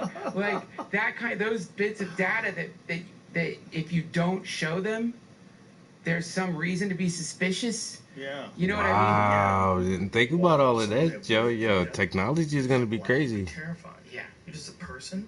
I'm just supposed to trust you. Yeah. You could be a serial killer. Fuck that. We're gonna look back on times when we just would meet people like this and not have some halo to go by. Yeah. Like, if I see Jamie would have like a nice golden glow. I'd be like, look at him. He's got a high approval rating. Yeah. He's got some cash. Yeah. But I've already seen, like, and this has been years and years ago. I can't even really remember the name of the show, and I've thought about it a few times over the years because it seemed really interesting. But it was something, maybe it was like either some post-apocalyptic world or was it that humans had inhabited a new planet or something like that. But it was one of those type scenarios, and somehow the human race were becoming like slightly divergent, and there was some kind of crystal system or some kind of like badge or light system or something where your colors had to match in order for you to like interact with each other on, I don't know, like different levels and shit. So it was like all the greens had to stick together and all the blues and the reds had to stick together, or was it oranges? But it was something like that where it was already like you say, some kind of augmented uh, virtual signal that let everybody know like your position, like what you were, or in how what place you took in society just by looking at you. They don't have to talk to you or say anything to you because there was a color code system, and everybody knows just by what color you are, like what color your fucking indicator was. And now, like, never thinking about that with augmented reality is like, yeah, it's gonna be trendy, just like it is on social media for people to do fucking, just to try to show off the best aspects of their lives constantly. And so people are gonna be like, yeah, you walk around, and so, with this augmented reality feature, you can have up to 30 perks on display. So what are some of your perks? And it's like, I own this, I own that, my credit score is this, and I've never been married, I don't have kids. And like, everybody will just be able to see different shit like that, whatever you want to make public. I don't know. Once again, that is if we don't fucking wipe each other out before this technology is cheap enough that everybody has access to it. And we have it now. It's like we're all in this digital. We're just on a digital landscape. But once we can bring more of the digital landscape into our actual reality, and that's why they say that it's just if we can it's augmented reality. If we can have a digital holographic overlay on top of our everyday reality, what we see, and it will supposedly it help enhance things. And that's just, once again, like, say you got your license suspended, and once that happens, it automatically pops up on your virtual avatar, so that any officer who sees you is just like, it's so obvious, like, yo, this dude doesn't have a fucking license. Or like he said, if you're a registered sex offender or something like that, or if you have AIDS or herpes, and you won't be able to hide that. And if you do hide or try to hide those important bits of information about yourself, then people will become suspicious of, well, why aren't you showing your sexual history information, or why aren't you willing to show your occupation information? Oh, you don't have a fucking job. Oh, you don't have a license or something like that. Like,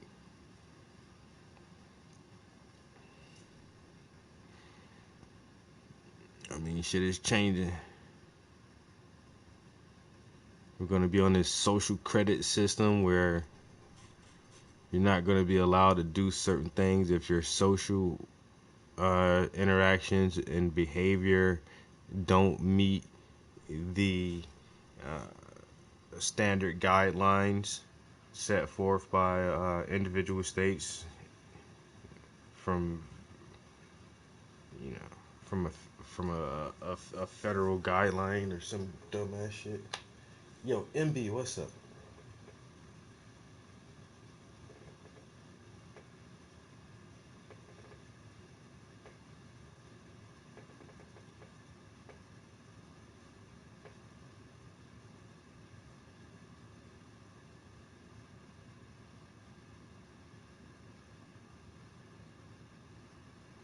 oh, it's gonna relate to your credit? That's crazy. I'm telling you, yo. Like, oh, you don't pay your bills. Oh, you have outstanding debt. Or it's like, or if your credit is decent and it's okay, you have okay credit, but we see that here from your social standings, you're not the ideal citizen, so that actually takes your credit score down a little bit, and we're not going to be able to finance you for this new automobile. Sorry, because our computers are saying you're just a shitty citizen. So, but I pay all my payments on time. Yeah, but you know, you didn't volunteer any of your free time in the last 6 months, and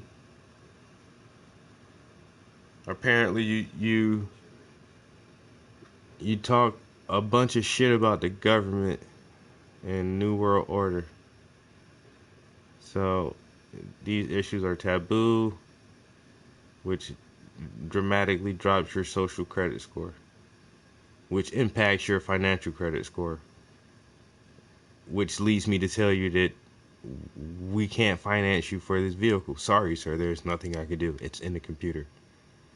Stop being a shitty person. I don't know what else to tell you.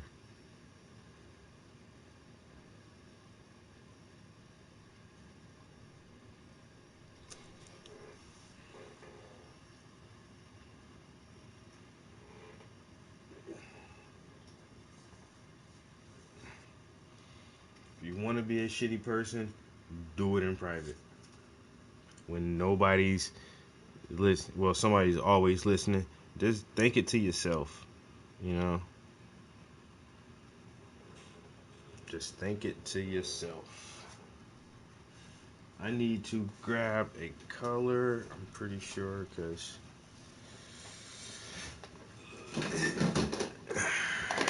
this isn't, it's not doing what I wanted to do. So I'm going to try to find this Indian yellow. Yes. Indian yellow.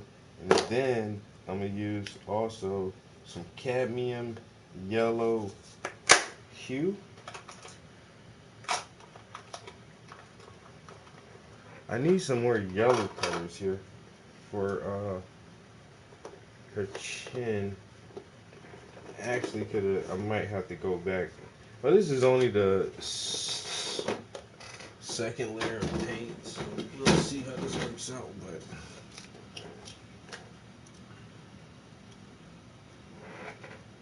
let me just put a few of these. So I'm grabbing a little bit of gold ochre, which is a really nice mustard color. Then I'm going to grab some Indian yellow.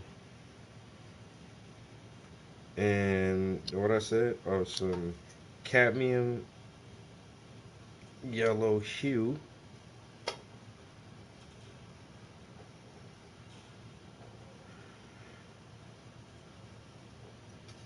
And I'm going to need a little bit more white. Warm white, actually, not titanium white. So yeah, a little bit more warm white.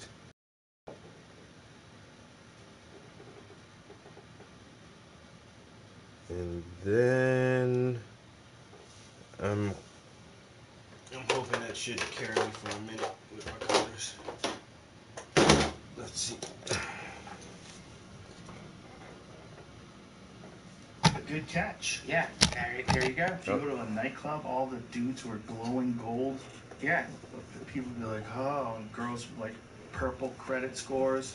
They'd come in, try to get close to the guys in the gold, try to get a little of that gold on them, clean up that credit. Yeah. Yeah, man. Imagine if you knew, like if a girl was really hot, you look at her credit card, oh my God, bank fraud. Look at her. she's a bank frauder. Yeah. Like that, you don't get that gray outline unless you do bank fraud. That's right. Yeah, and there's no way to get it off. It's like, imagine. Yeah. There's going to be big arguments about that where it's like, currently, if you're a registered sex offender, we know where you fucking live. And I get it, man. Like, that's good. That's good. But then it's going to be like, okay, but do we put that in their augmented reality chip profile so that anywhere they go, people are seeing that this is a person that hurts kids? And there's going to be a conversation about that. I'm like, fuck yeah, that's what you do. Like, I want to know if some, like, weirdo is, like, getting anywhere close to my kid, right? Fuck yeah, you let it. And anyway, that's the slippery slope that leads to the dystopian, like, Black Mirror future in that great episode where, like, there was, like, and I think they are doing it in China. They're doing it in China. Yeah, they have a legit social score in China. Yeah. This is a real concern if this technology does get released in time and people start using their COVID tests and putting it on their QR code, the little thing that you do with the photo, and it scans you like a plane ticket. Yeah. Like, oh, you're good, Duncan. Seems like you're good. Make sure you keep that phone on you everywhere you go. Perfect angle for this shit. Duncan, we got a email the other day that shows that you have been going, I don't know who has this data, but you've been going down to San Clemente during the lockdown to stay with friends. No, there's a glory hole there that I like. This is not allowed. What? You're traveling. Like, see, look, what if we do this? What if we go into this scanning thing, and then a new pandemic pops up, and we go into lockdown again? They're going to be able to find the people that aren't locked down. What if you gotta drive somewhere in the middle of the night to go get something, something important for your family? Yeah. Well, all of a sudden you're being tracked, and then they call you, Duncan, where are you going? Yeah. Where are you going? We are looking at you right now. You're in San Clemente. You don't live in San Clemente. Why are you down there? Yeah. Just he gets it. Freedom. Want to drive around? No. This is a lockdown. Yeah. There's a new flu. Go back home, Duncan. You want to kill people? It's a weird power to give people, the power to have a mayor tell you what you can do. That's never happened before. I'm not saying they're doing it because of that. I know why they're doing it. They're doing it to save lives. I'm 100% for it. I'm not. Don't get me wrong here, but still, that power that anybody has to say you can't work, you got to stay home, you can't go to the park, you can't go to the beach. That power's weird. That's a lot of power, man. Yeah. To be the person. Gavin, may we open? Not yet. Yeah. Yeah. Not yet. But what if they social distance? They need to make money. Yeah. We need to save lives. Yeah. It sucks. Yeah, there's no good answer. It's a shit job, man. Oof, it's like the shittiest. That's the shittiest job because it's like you no decision you make is gonna make everybody happy. Any decision you make is gonna ruin someone's life, maybe kill them. And so, yeah, all these people. Also, no one thought that was gonna be a part of the job. Right. Yeah, you didn't think that. You thought you were gonna deal with Gavin wasn't he didn't know that when he got in there, he was suddenly gonna be potentially one of the war leaders in Mad Max. He didn't understand that was going to be his world. Dude, this is how poorly they thought this through. Garcetti is giving people money to snitch. They're giving people money to snitch on social distance violators. What? Yeah. Say if you go over your buddy Mike's house for a barbecue, there's 8 people in that backyard. Helen, look. That's fucked up. 8 fucking people. We're over here social distancing. That cunt Duncan Trussell is over at Mike's house, barbecuing, drinking beers, probably wife swapping, pigs. Wife swapping. And then Garcetti comes along and offers people money to rat you out. How much do they get? It can't be real. I saw that and just thought that's not real. It was real. They were offering people rewards. What? To rat out social distance violators. Disgusting. I mean, how you don't know that leads to Maoist China and fucking Stalinist Russia? How you don't know that getting people to rat on people leads to North Korea? I'm not saying we're gonna be in North Korea, but that kind of shit, that's where that comes from. That's how it starts. You can't pay people to rat people out. Yeah. You fucking asshole. What a shitty, poorly thought out idea that is. No shit, man.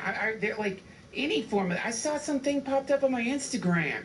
Some company saying if you're aware that your bosses are violating like software, like don't have licensed software, we'll give you a reward. Inviting people, like disgruntled employees who know that their boss is running like stolen Photoshop or whatever, to like make a little money and fuck their boss over. And it's like that invitation to snitch, that is a satanic invitation, man. That is like, I don't care what level it's at, like in general, unless you're looking at like hardcore Snowden level whistleblower, like you've been down in the deep underground military bases and you saw the fucking thing in the egg that could read your mind, and you're like, I can't keep it to myself. I'm gonna fucking tell people. Exactly. I get that, but like any the other versions of it, yeah, fuck that. Don't invite us to snitch. Don't encourage that behavior. There's better ways to do it, I'm sure, than like bounties on your fucking neighbors. That's fucked up, man. Fucked up. It's just so fucked up that someone who would get as high as mayor of Los Angeles would let an idea like that slip through the cracks. Well, like, what fucking fascist do you have working in that office that, like, I got an idea. Oh, God. Pay people to rat people out. Yeah. These fucks, they haven't been working. Yeah. They need money for masks. Yeah, that's it. He did say snitches get rewards, but he said it's the opposite of snitches get stitches. I can't find anything. Oh, no, they'll definitely get stitches. I can't find anything saying, like, they get $50, $100, this is the reward you get. He might be like... The opposite of snitches get stitches. Yeah. As if they're not still snitches, and as if snitches don't still get stitches. Right. What are you talking about? Absolutely. Yeah. Hearing these motherfuckers say this old-ass gangster terms, yo, snitches get stitches, bitch. If you find out that your neighbor ratted you out for money, oh my God, you'd want to kill him. It would be like, what happened to that dude? What's his face? Ron Paul's kid. You know what I'm talking about? No.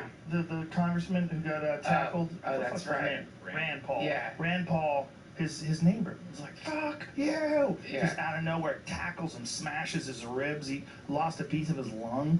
Yeah, man. That's fucked up. And it's like, because what you're asking for there, which is another thing that I think the state, anytime anyone starts doing this, then you really have to start thinking about who you voted for. But like, because the idea is like, I love it when, and I'm cheesy and I am a fucking hippie and I get accused of stoner talking shit, but yeah, I want there to be world peace. Yeah, that's like the last mayor, our last mayor got in federal charges for like that like transcends political embezzlement and money laundering and bribery and all kind of shit. Yo, I was like, ooh, who voted for that guy? Like, yeah, you voted for him, the thief? Wow. Mitt Romney. Yeah. So you are a bad judge of character, bro. Like, voted against releasing money to people who don't have jobs. And Mitt Romney tweeted, well, that senator, whoever he was, tested positive for being an asshole. And Mitt Romney said that. And fucking, and then like there was this just flickering moment where Trump retweets that or says something about it and says like, I didn't know he had that sense of humor, but I liked it. And like, for that one stupid moment, there's a second where it's like, we're supposed to be on the same team. Right. And like, that's not a political statement. Right. That's like a statement of survivability.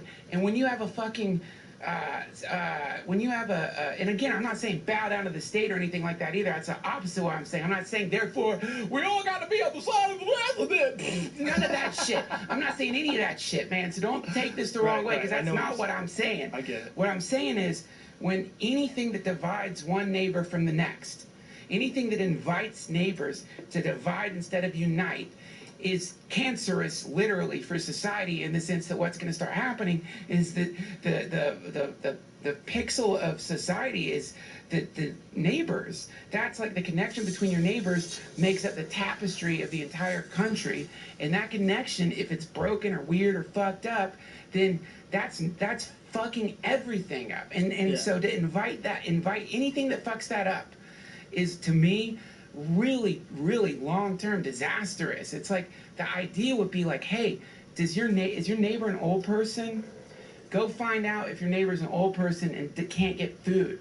And if they are and you get food to them, we'll pay for it. Right. How about that? Yes. That's beautiful. Yes. Like you know someone who's like fucked John, up right thanks, now. bro. Let us know so we can make sure their kids aren't starving. Right. Are there any? Do you know it? Like, man, what about the fucking kids whose parents are right now super fucking sick with this shit? Like, why? We need governors and we need people saying like, you need to know where the kids are in the building, so that whose parents are sick. Mm-hmm. So we can make sure those kids are getting taken care of while their parents are all in bed and shit. Like, so fuck that. That is what people get rewards for.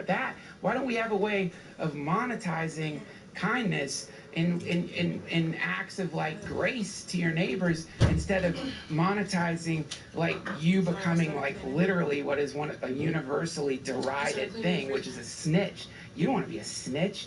Fuck, snitches get stitches. No, maybe they don't get stitches, but man, I'll tell you, when you die, That shit is so good. wouldn't want to be you.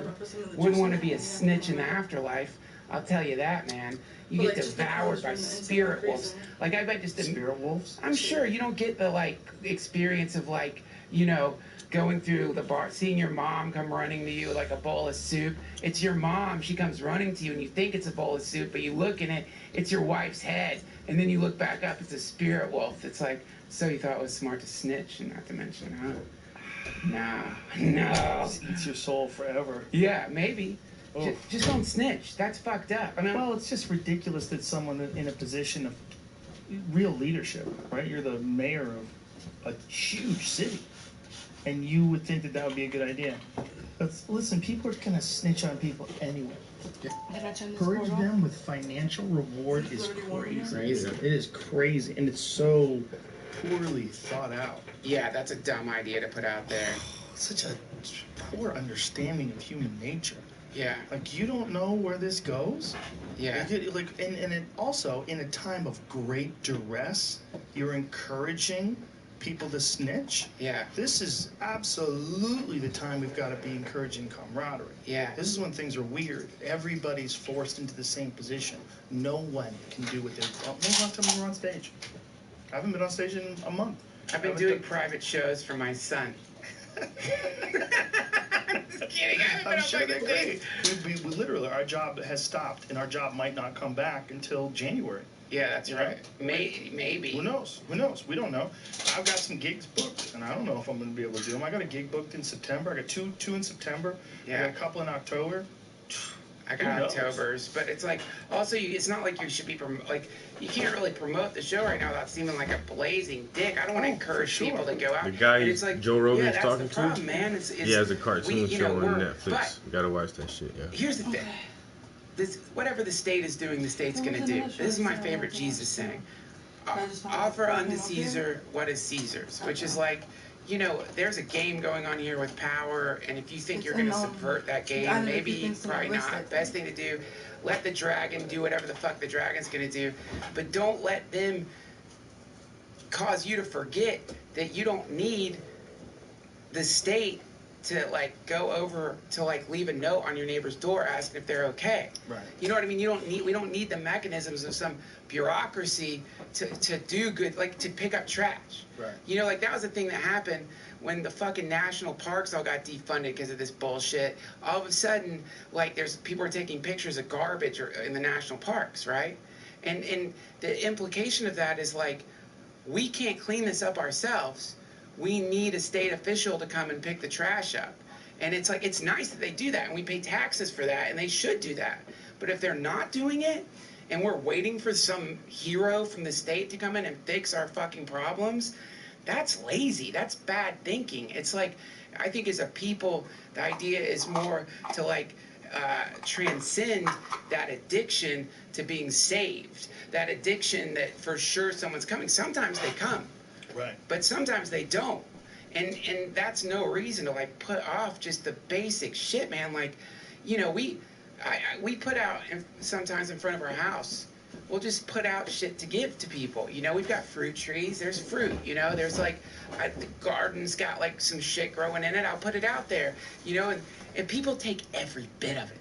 you come back at the end of the day, it's, you know, we've got flowers. So cut some flowers and just leave flowers out there in case someone wants to bring a flower to somebody. It's an act of trust because you don't know what, I might be covered in like COVID mucus doing like, rose for my neighbors. But Right. that being said, I don't know, maybe they're desanitizing. But my point is, like, cool shit happens. Sometimes you go out to that box and like they've replaced something. Like we gave flowers away, we came out and then someone had put different kinds of flowers in the box for those flowers. I mean, I'm Sounds like you got a Stockholm. yeah, actually, now that I think about it, the flowers.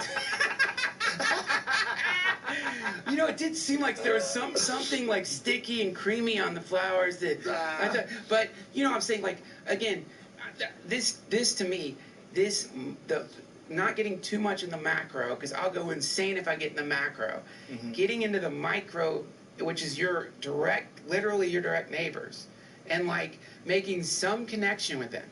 You know, like the guy who lives across the street, we talked for like 2 minutes. It was wonderful. And he's like, if you need tools, just let me know. I got a ton of tools. Just, you can like, you know, message me and I'll come and leave them here and you can come and get them. Shit like that. That's nice. It's cool and it's like, it's just beautiful. It's Yeah. like, that's what it's supposed to be like. Yeah, that's nice. You got a good neighbor. That's it. Yeah, that's having good neighbors is everything. everything. People that hate their neighbors, like, man, you should just move. Save yourself some agony. Yeah, well, you can't sometimes. That's the Hated my problem. last neighbor. We talked about this Jeez. before. We need to Christ. cul-de-sac. Not Don't buy hate, houses but there. damn. You mean the cult? Yeah. I know. What, you think a Motherfuckers ranch is would be a racist trick? as shit, It's yo. tough to get people to live on a ranch. No, I think the way Hateful you're ass talking about, I know what motherfuckers. you're talking about. Yeah, Was it's living not in that hard. house for fucking. Like, I think the way you do it is in phases, fucking right? So like the first thing would 3, be just 4 get the years land, for they move right? in there. Right. And then We had 2 parking hire an spots. architect. But And we then, always like, you parked. know, Bring in Alex Gray. yeah. 4 fucking years. That thing that he did Parking in in the upstate New same York, parking beautiful. spot. Have you been there personally? I've been there. In These the, bitches moved in there trying to take our unfortunately, I haven't parking. been That there was the since first thing that it's started everything. completion. I don't even know if it's completed, but I've been And there in the they early was like, phases. And yeah, well, that do you for mind if sure I is park a there? And temple. we were it's like, no no, joke. It's not 'cause like they're just saying it's a temple. just That's we've a gotten real, accustomed to The way you parking there, printed so those weird I think we're gonna faces, continue to those, park there. yeah, man. multi-feature And faces. it was a half a double, so we share a wall. They're Yeah, over so there what is it blasting their called again? music I all can't remember. fucking I'm loud. sorry. They got 2 little girls, Oh, cause kids loud as shit. The mom stays. Name of the faces too. Is that the young Chapel couple? of Sacred Mirrors? Is No. that what it stands for? But isn't that Cosm was used to be what he called the place in New York City, And then right? He had the place in they're Manhattan. yelling Yeah, at they the had kids all I fucking think day. they And still, well, they still do. the have husband a put a beautiful place in fucking New rebel York. flag and rebel Actually, or stickers like all on his fucking deal thing and an shit. artist lived there, I believe. But like they ended up realizing it was time to like Spread their wings. build a It's temple. Yeah, and then It was just weird. really They were just go somewhere in ignorant. nature. Yeah, They're in like a small New York town, right? Yeah, that's New right. York State town. yeah. It's a Pretty beautiful dope. place, And they're a legit Entheon. religion. Entheon, that's right. and they're an actual religion, which they are. Yes, they are I mean, an that is a actual religion. Yeah, it is a Those religion. people are And weird as by shit, the way, a man. religion doesn't want anything from you. Like They would just not, try to they're not do trying to shit get to 10% piss of you your off. money. No. They're not Right. giving you a bunch of rules to follow. Nope. They want you to worship love and creativity. It's a really interesting place. Like I Is said, that, 4th of that's, July, that's just an they shot image off of fireworks. what it's going to look like. I don't think it's really quite there yet. Huh? But holy shit. Yeah, Can man. you imagine No, in a parking coming up lot to next that, to the like, walking up cars, their front and the door, shit was like, all on my oh like the my firework God, paper and what the debris, all hell that shit am was I all on my looking at? fucking Dude, when I was cars. on tour, they let me The park next my morning, tour I'm bus like, there why 'cause did we y'all needed a place fucking to do sleep for the that? night. So I Y'all had got to sleep all in this front of that fucking thing in my tour space bus. And I hadn't even for gotten to that phase, fireworks, but I and had you shoot it close enough to my crazy car. Now my trees. car is covered in this shit Sleeping now. there. Yeah, it Now was I gotta pay my own money to go wild. wash my That's really fucking cars one of off. those, if you build it, they will come things. Like, do you imagine how hard you would trip Yeah, inside they, that I'm place? telling you, they would just You do know what I'm saying? little Yeah, shit no, like I don't that. think That's it's- to I don't think fucking it's a- piss you off. But like, you could do DMT in a shitty apartment and still have some crazy mind-blowing trip. But you can't tell me that coming to this place and going through this Entheon portal, Yeah. that this isn't gonna have some fucking crazy effect on the way you trip. Yeah. Oh my god. But that, you know, that was the idea of a temple. I mean, the idea They put is, this show and not, on I'm not just Netflix. saying to trip or whatever, This is but what I wanted the to do. concept Put this show is on like, Netflix. you know, What show? let's acknowledge the fact that maybe our Something about the ideas coronavirus aren't is like a whole necessarily series about it. coming from inside I'm our like, how they brains. Let's made just this as a show that fantasy quick? imagine that there is a divine intelligence that, as one of the many It's on beautiful Netflix. things it pushes into this particular realm, is art. And that if we can figure out a way to purify the connection with that thing, then we become receivers for that. By doing Now that, that we shit allow make that me think it's even more fake. Now you got a TV show temple about was a it. place that allowed that connection Let's to be make a refined, Netflix purified, special on the coronavirus. intentionalized. And in that, there's a solidification called Coronavirus. inspiration, Facts or and art, fiction. or whatever the name is you want to give it. But it's like output from a place that liquor. maybe is a few floors up. Next on Mythbusters, does sunlight kill coronavirus? Right now. And like part of what we do is like allow it to drip into this realm, which is potentially a denser realm. We're in the realm of matter. It's dense, and like ideas. If you look at your ideas, they're light. They're like they don't have at least my ideas like they're not like heavy.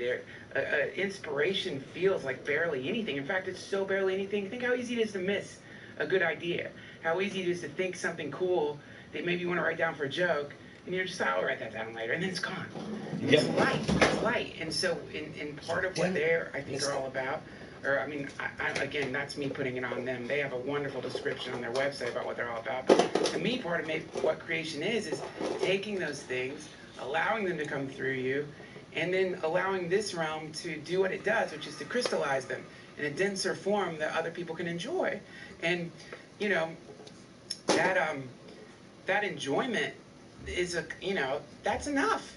It doesn't have to be some lofty ass shit. It's just like people get a little like this tiny little smell of heaven, of like a better place, a lighter place, a place that isn't encumbered by so much bullshit as this particular realm.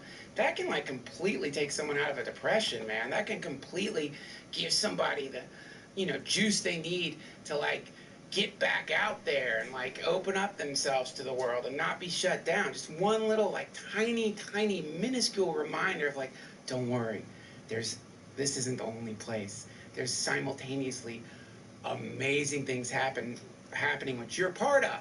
You just don't realize it yet. And don't worry. And, McKenna used to, in one of his essays, that's what he'd say on mushrooms, is he would get this message, don't worry, we're coming. Don't worry, we're coming. And you know what I mean? But I think that's what art does, is it gives you this sense of like, don't worry. Right now, we're just building the runway. Don't worry. It's coming. I know this place seems fucked up. It's a little dense right now. We're going to lighten it up. And then that... How much of that is your own imagination, though? Like, how much of your own imagination stimulates your trips? I mean, we want to assume that we're really interacting with something, right? Yeah. On the other side. But why do we assume that that's something? Obviously, it's not static. One of the things about tryptamine experiences is that things twist and change and morph and shift. They never stay in one thing for any length of time. They're always becoming other things and moving in and out of things. Like, maybe that's just what happens over there. Maybe these things are constantly shifting and changing. Maybe what we're doing is we're trying to apply, when we think of how we are here in this life, we're trying to apply those laws to whatever we experience when we do that. But it seems so alien. When you have those experiences, it seems so alien. You're not going to be able to bring any of that back. You can give someone like little glimpses. Yeah. And what Alex has done the best is capture like, oh, I know what he's doing. Like those faces, those like almost Egyptian-looking golden faces that are moving and apart from each other. Like you go, oh yeah, I've seen something. Yeah, something sort of. Yeah, there's a tryptamine part to that. Yeah. But that, whatever that would it be in that dimension, it would change and become something else instantaneously, and then become something else, and a lot of it has to do with how you're thinking, which is weird. It's like, is the way you're thinking actually affecting those things? Or is the way you're thinking affecting your perception? I wish I got paid just to have good conversations. Whatever this energy is, how it manifests itself visually? Well, I mean, this is that, right? Even in what you're saying, there's this assumption that your thinking is separate from the thing. Right. And so we have a Joe thought, Rogan got the #1 podcast in the country, yo. I just got a good idea. More people listening to his shit than anybody else. They just have all the cool people in the show. We might have just seen some ethereal mist drift through us that produced a thing we called a thought that we thought must be us. So you look at a thing in that realm and it's shifting and converting, and you notice that conversion seems to be happening in relation to like how you're feeling. And now you're in a chicken or the egg conversation, which is like who's reflecting who here? Like which of us is like real and which of us isn't? And are we just kind of am I just seeing who I actually am? But because I live in a world of individuality, and I live in a world where there's a separate quality to things, I have to see you as separate. Because if I don't, I can't see you. All I can do, I'm seeing myself in you, which is, I think, what is happening in this realm anyway. It's like anything you're looking at right now is some phenomena being painted instantaneously by your imagination. That's what the imagination is doing. It's painting colors onto the universe of infinite phenomena that your brain is like doing out of habit. So that's anyone you're around, you make an instantaneous assessment of that person, or you begin to like realize like, wait, I got a bad vibe about that person. I bet something's off with them. And then you go into like you're a TV psychic bullshit. Like, oh yeah, really? Oh really? Is that is that the instincts you learned? Where'd you learn that? World of Warcraft? The streets. Yeah, no, you don't know. But I've done that. By the way, I'm talking about myself, where I'm like, yeah, I just can tell if a person is honest or like, no, I You can't. can definitely tell if a person's really fucking weird, though. That's for sure. You can tell if a person's off, like they're not really connecting with you, or they're pretending to connect with you, and you're like, whoa, I got a weird vibe from this guy. Yeah, that. Meanwhile, if you looked at what he said on paper and what you said on paper, it would be totally normal. That's true. There's sometimes certain things, a violation of space, there's a weirdness to the way they look at you, a cadence. Yeah. They're like, oh, you're off. I hate that feeling, man. That's a deeper thing. When the alarm bells go off like that, your hair starts standing up. You're like, oh, gotta go. I fucking hate that. That's scary. But I'm saying sometimes you're not right. And this is like why I need empiricism in science, because sometimes you're not right. Like just because you think that's how shit is from some instinct inside of you doesn't mean that's how things are. You're biased. And so that's the projection. Dude, that's you're weird like as shit, bro. that's the part of you that you're still dealing with some trauma when you're a kid, and you're seeing that trauma in all the things around you. And so you're like in an argument with someone who hurt you 20 years ago when you're talking to somebody who vaguely reminds you of that person. Gospel. And if you're, you know what I mean? Like, you're still having an argument. And if you're not aware that you're still having that argument, then you can start saying shit like, why do I always end up with the same person? Yeah. It's like, I always draw this kind of person to me. It's like, well, maybe you're drawing the exact same kind of person to you, or maybe you're running the same movie on a different screen and being like, I've seen this before. I keep seeing this movie. It's like, that's the same movie. It's like you're seeing the same thing you're projecting. It's just, it looks like now it's not Tom, it's Alex. Or now it's not Lisa, you're looking at Samantha. But you're still seeing this thing. And that's the projection. So anyway, that's the imagination. And the question is, how powerful is that projection? Because sometimes you start projecting onto someone how you think they are, and if that person's weak or insecure, they'll start acting the way you think they are. Yes. Now your projection is sprung to life in front of you because you've essentially animated a person with your expectation of them.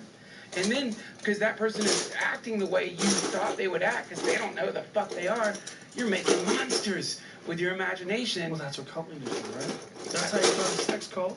How? The same way. You gotta take these people and like put it in their head that this is what they do.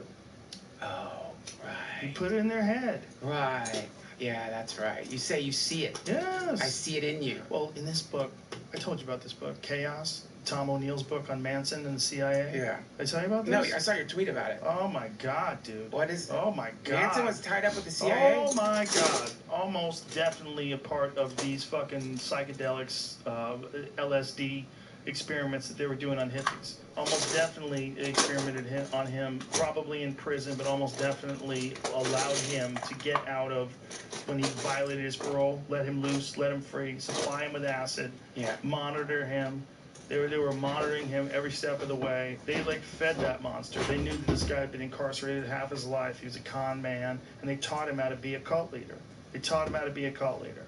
And they probably talked him into, or taught him how to talk people into killing people, and to do so with acid. And they would dose him up, and he would make people do all kinds of shit. Like he would take people like, okay, you're gonna fuck her, and he's gonna fuck him, and they would put together these orgies. He would put together orgies.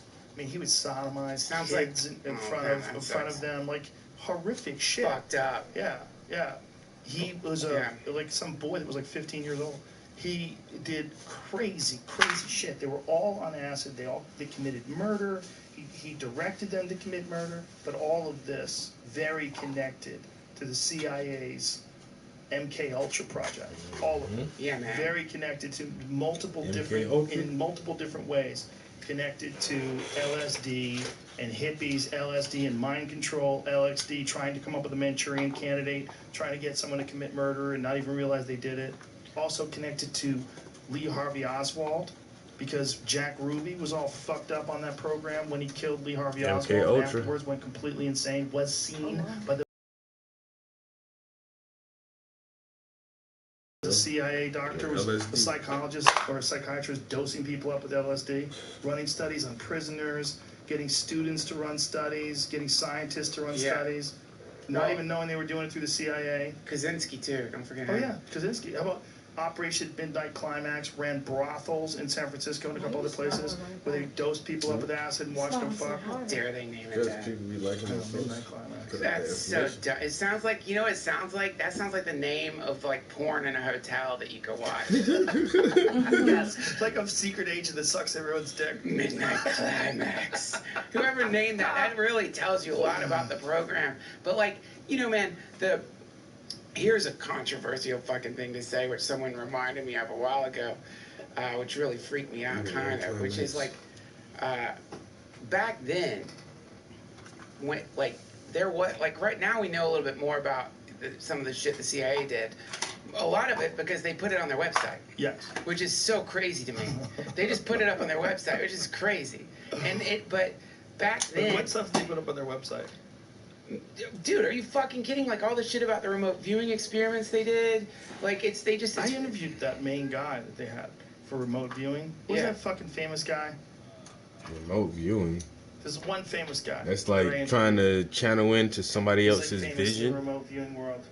I know you're talking. The guy who wrote the movie. Yo, CIA be all kind of Kill Shot projects, yo. Was he the guy who talked about a kill shot, or that's what the name for the thing that happens when the sun fucks up? It didn't fuck up. I mean, who am I to say the sun fucked up? But for us, it fucked up. Does like not a supernova, but just does a big ass flare that like kind of like melts whatever side of the Earth happens to be facing it. You know, that's like the kill shot that a lot of these remote viewers were apparently saying that they were seeing, because they were realizing that they weren't sort of bound by time in these visions, and they all started sharing this vision and this thing. It's really a creepy documentary out there, man. But that's 100% on the table. Like some giant solar flare, some solar incident. That's 100% on the table. Have we, by the way, I'm sorry if we talked about this the last episode, have we talked about the CIA's website yet? What about their website? Have you ever gone to it? No. Jamie, would you mind pulling that up? I've applied for a job. You applied for a job at the CIA? Well, I was stoned and it was late at night, and I'm like, wait, you can apply online? Check it out, dude. Whoa. Ask Molly. There's a cartoon? Yeah. Hold on, back up. This is the CIA's website. Ask Molly, your CIA source on the inside, and it's hashtag Ask Molly Hale. And Molly Hale is like a hot agent. This week's Ask Molly Hale question comes from a writer who wants to know if there's a path forward for them at CIA since they have done illegal drugs in the past. They took my question! That's your question. No, I'm just kidding. Nah. Since they have done illegal drugs. I would have asked that, though. Let's see what Molly's answer is. Let's see Molly's answer. I've done illegal drugs. Can I still work at CIA? Find Molly's answer. What does Molly say? Let me be clear in this from the get-go. Having previously used illegal drugs does not immediately disqualify you from working at CIA.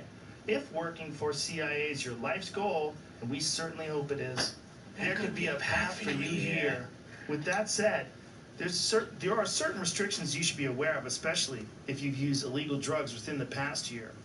Generally speaking, to be eligible for CIA employment, applicants must not have used illegal drugs within the past 12 months. Ah, damn.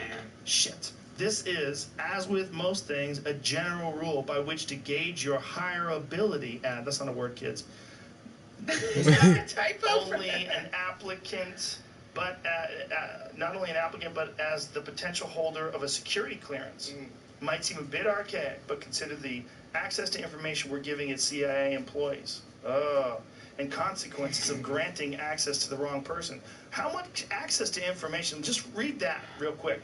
It might seem a bit archaic, but consider the access to information we're giving at CIA employees. What access are you giving them? You're in a simulator. That's probably the first thing they say after you get hired. They're like, it's a simulator. We're just doing like what the programmer wants. It's like, I know you're going to freak out for 2 months. We're going to give you like a protocol of antidepressants because you can go nihilistic or absurdist when you realize you're just a string of code that's running. But you'll get over it. And then there's an egg. You can go, the thing reads your mind. It's kind of cool. We'll show you that later. We'll show you that later. Classified information, which like, what the fuck are you going to tell me? Disaster for national security and endanger the life of CIA officers. This is my favorite word. Assets and their family. I love that, assets. Is one of my assets. favorite words to Yeah, use. I We swear, have an yeah. asset in Jerusalem. An asset. Like, what the You fuck have is an asset? Is it a person? You know a guy? Yeah, well, he's an asset. He's an asset. Yeah. He's like a number. Like, what's an asset? An asset is like Friend. stocks. Yeah. What, an asset? You got I got stock in Palestinians. I got some Palestinians I've saved up. Yeah. Got some Saved assets. up. Just some people you connected with. I connect with them. They're my assets. Yeah. And now you may be wondering, that's all fine, Molly, but I live in a state where marijuana use was legalized under state law. So why would any of this really apply in my case? The short answer is, or would any of this really apply in my case? The short answer is, yes. Marijuana remains illegal On the under federal law level, in yep. every state. The CIA is bound by federal law, which prohibits CIA from granting security clearances to unlawful users of controlled substances, including marijuana. State laws do not supersede those of the federal government.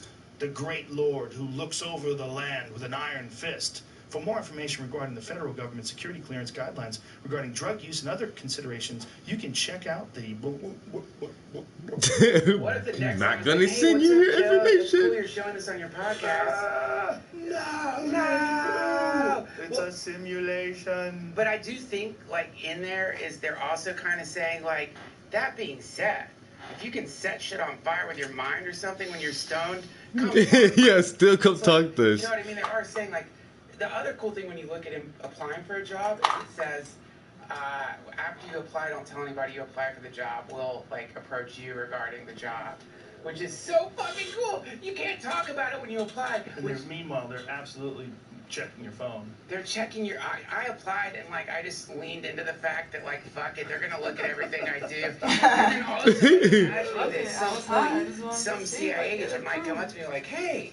What's up, man? Hey, what's going on? You applied for the CIA, but immediately posted it on Facebook that you applied for the CIA.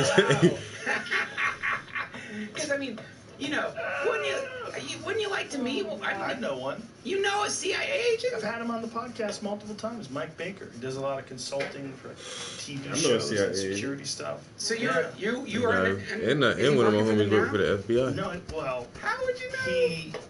He's a former CIA operative. What does that mean? Do you really think they ever stop talking to each other? No.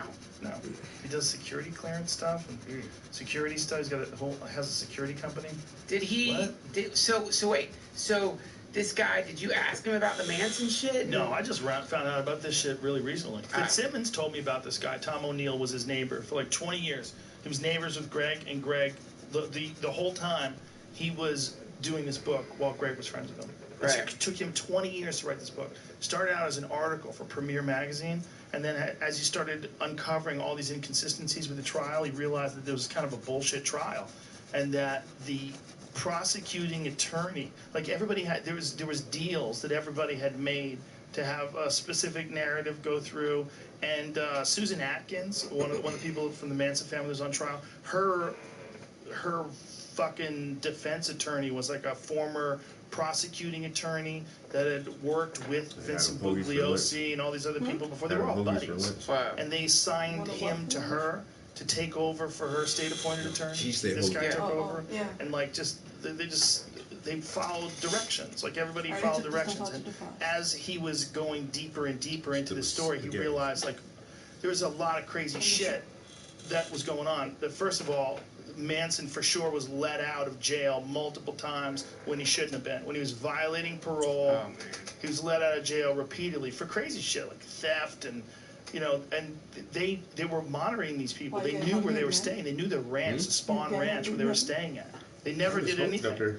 They let them go whenever they were in trouble, and most likely got him the fucking LSD. Have you looked at the Finders Code yet? What is that one? Listen, almost. I shouldn't even brought it up. I'm not even doing a good job with this. The last description, because I don't think I was going to talk about it. Take a bathroom break, guys. Be right back. This thing blew my mind. Like, you got to listen to this audiobook. Listen to the audiobook, or just maybe just listen to some of the podcasts and you'll get sucked in. This guy was obsessed with this for 20 years. That's all he thought of. That's all he did. It was his life's work. Okay, you had the CIA agent you had on. He's cool, right? He seems like a good guy. Is he your friend? I like the guy. So, and you know what's so bizarre, and like I don't even want to say it, but I think it's like because you say it and then people see you say it and they're like, see, you're all in the CIA. But something I was bitching to Rick Doblin about on a podcast, and I was like doing this thing I used to do when I was younger, which is like trying to create a all evil, all good binary regarding people who work like in the CIA or people who work in even the DEA or whatever. That thing you do when you're like when you're being lazy in your way of thinking, right? Being binary. And Doblin, one of the things he said to me that I've always kept with me is he's like, there's people like us, like all the way to the top. You know, there's people who like look at drug laws right now, and two people from the CIA listen to this podcast. Right. Yeah, I know of that. Right. So it's like I mean, FBI. Yeah. Listen to this podcast. That's what I'm saying, man. Is like the thing that's somewhat annoying in the sense that it requires nuance rather than like a heavy-handed. They're all evil. Is some of the people in there are really like 100% trying to keep at least people here from getting blown the fuck up. Yes. And and like they're not like oh God, let's find another Manson. Oh, we gotta exactly. But exactly. it can I went and got this tour of actually JPL, the place Parsons was at, man, and like I think it was BP or Shell or some like oil company that I had like just. Generally, we all look at the oil companies and think they're all the worst. While while you're driving in your car, you'll be like these fucking oil companies. But like they were working on some kind of new solar panel technology. It was like Shell or I don't remember which fucking company it was. I remember saying to the guy like, this technology, if it works, doesn't this destroy the oil industry? Like, don't they know they're working on a technology that's gonna make the thing they make money selling and buying irrelevant? And he's like, oh no, these companies are so big that there's departments within departments within departments. And that's where it gets fucking crazy about the CIA. Yeah. Which is like, the people in the CIA don't know, obviously, all the people in the CIA. Exactly. That's your security clearance. And the question is, how deep does that basement go, man, under the CIA? But here's also the question. Yeah. How are you going to find out what happens when people take LSD without giving people LSD and studying them? Ready, go. You're not. So if you're in 1953, okay, and you're finding out about LSD, and people are taking LSD at parties, and people are taking LSD at concerts, and you start realizing the ramifications of a society in 1964 that's all taking LSD, you see this hippie movement, you're going to run some studies. So then you're going to give people the ability to test people without their knowledge. You don't know how crazy that guy is, what kind of a sociopath that guy is, and he's going to run tests on people without their knowledge and give them LSD.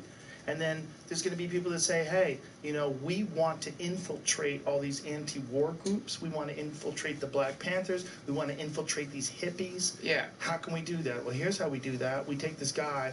We got him in prison for half of his fucking life in federal prison so far. He's 32 years old. Yeah. Let's dose this motherfucker up with LSD.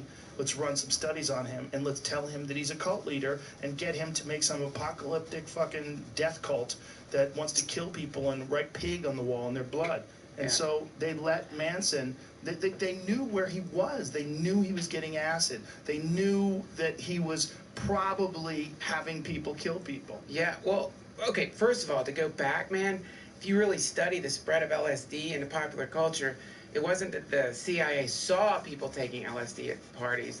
It's that the CIA, as I understand the story, goes and buys from Sandoz Laboratories all of their LSD and then begins to do tests on college campuses where people begin to take the LSD and then the parties start. So I think it's more like the CIA started the party when it comes to LSD, or at least were majorly involved in the initial experience people had with LSD, which was like, that's when you get Tim Leary, that's when you get Richard Alpert, you know, Ram Dass. They were both like hanging out at Harvard, where the same psychology professor who did this shit on Kaczynski was, and like LSD, you know, they were doing, I don't know if they were doing the LSD test there, but these tests were going on.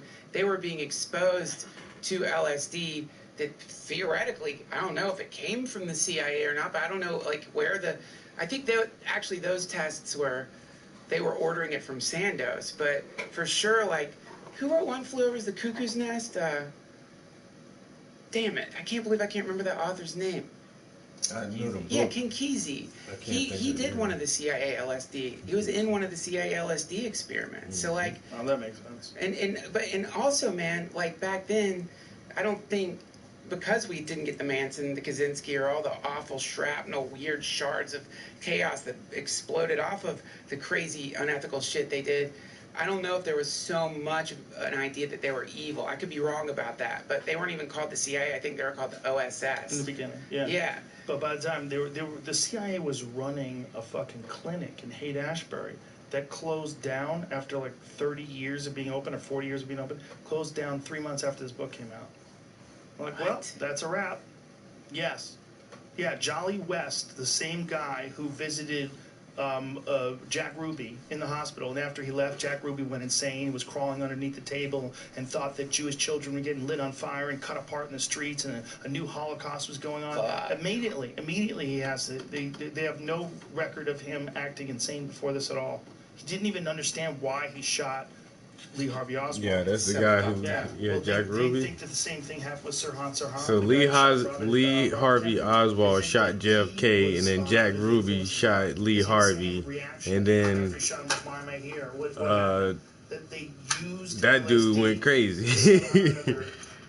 Get these people to commit atrocities, to kill people, to murder people. Yeah, I mean, yeah, and you can probably, I know you can. If we go on the CIA, the crazy thing is, you can go on their website, look at the Freedom of Information Act archives, and they have MK Ultra shit up there right now that you can look at.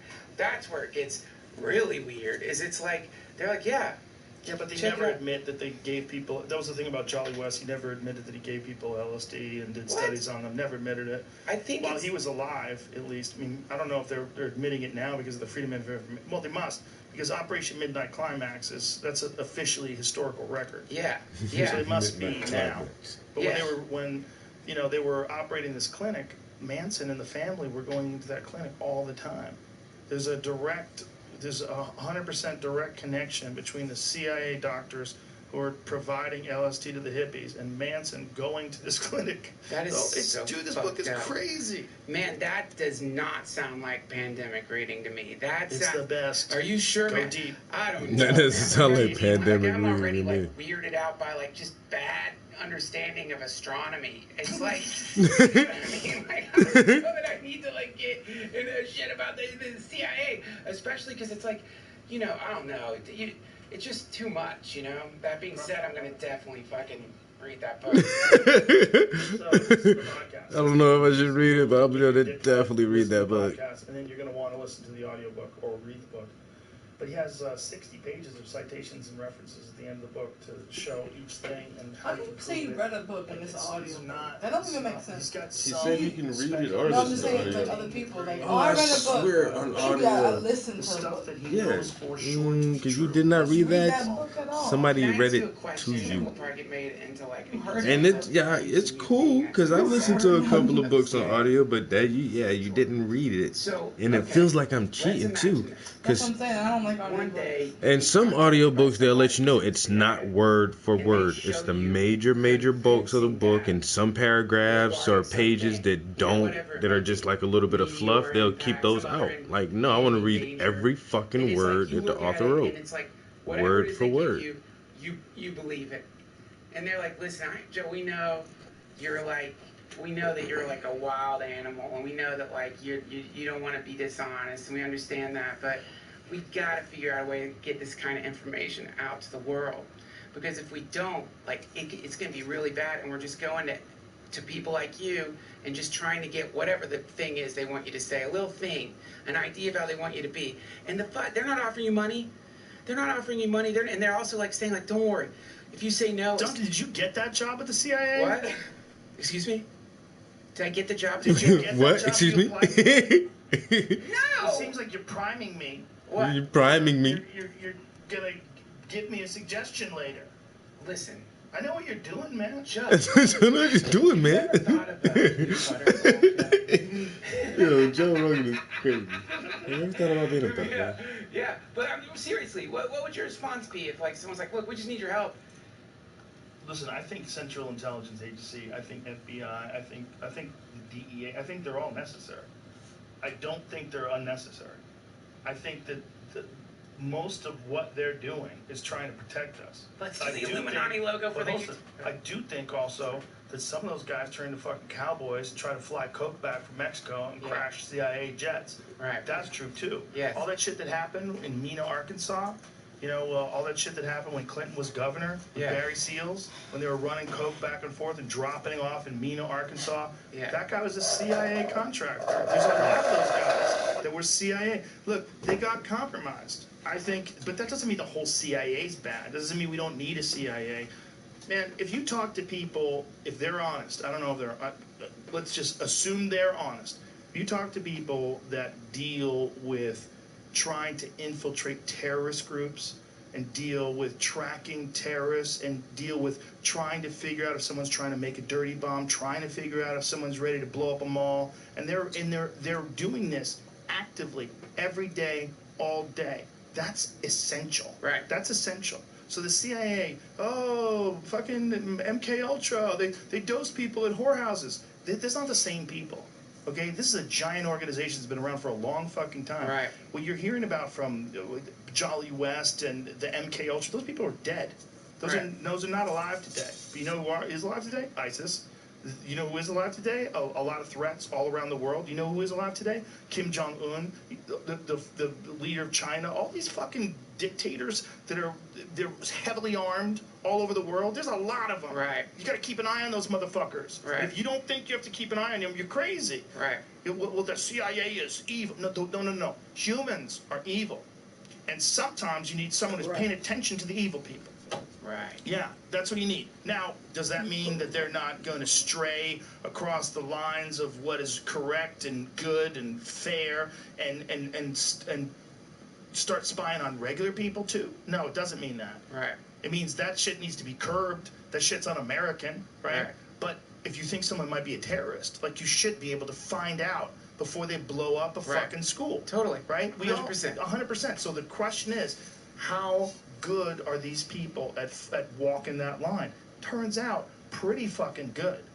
There's a bunch of shit that's happened over time, but also they've gotten intel on all these different terrorists and all these different fucking terrible situations all over the world and probably saved a lot of people. Right. Like, it's not perfect, but nothing's perfect. There's not a fucking thing that's perfect. Whether it's the fucking post office or police officers or fire department or doctors, no one's perfect. Right. Including the CIA, including the FBI, including the Army, the Navy. There's going to be problems. Right. But overall, they're trying to protect, I would imagine, if I had to ask. Like, what are you guys here for? To make sure the shit doesn't hit the fan. Well, pay attention to the shit. Pay attention. Do some of them branch out into coke business? Yeah.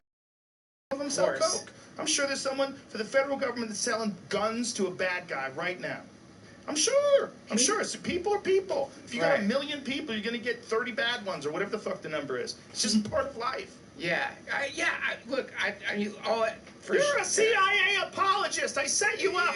I don't believe a word of what I just said. Come on, man. You What about son my of a bonus? bitch. You took that job. Come on.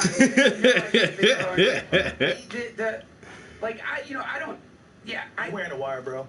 You wearing a wire, bro? Just carry your phone. I'm wearing a wire on a podcast. Monitoring you, Joe. Imagine if you got too close to the mic. It's They do that wearing a wire on the podcast. When I You're was a right. kid growing up, that was always when I was at the beach. That was always something I'd fantasize about. It's fuck, I hope one of those drug bags washes up, man.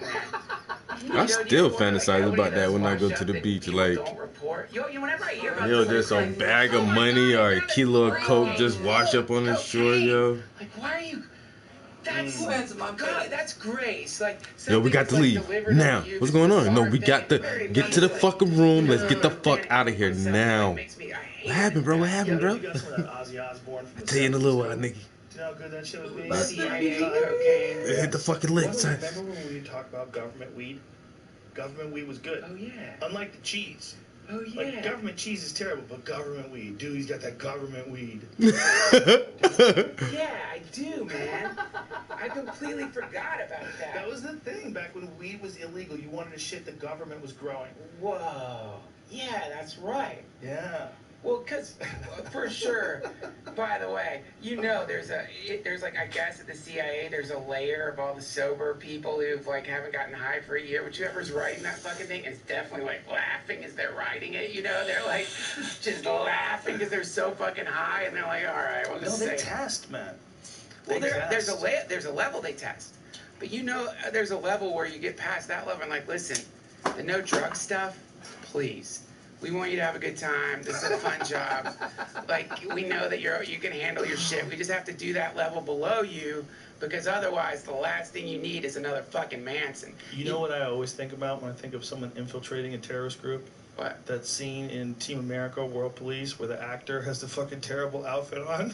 Oh, and we need actors to save the world. Did you remember? Yeah, dude. I always think of that. If I think about anybody infiltrating a terrorist group, I think of that guy.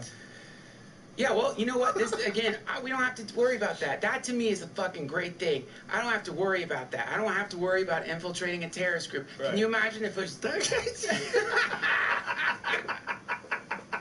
You remember? He was so good at acting. They just let him. He looks so bad, and they just believe him, and he walks right through. Oh my God. This movie's amazing. Yeah. This movie's amazing. Folks, if you've never seen Team America World Police, I probably laughed harder in this movie than any movie I've ever seen in my life. It is so that shit was funny as hell. What a great name. World Police. Team America World Police. And then also, after you see the movie, go online and find the sex scenes that they had to delete. So, first of all, these guys are geniuses. And what they figured out is that if you just add way more than you really want, they let you have what you want. You gotta add stuff I think she shit on his chest. Right. They pissed all over each other.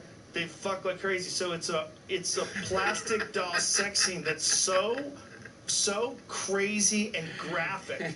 And then when you watch it in the movie, it's like a fraction of this because they just went so far. They're 69 in each other.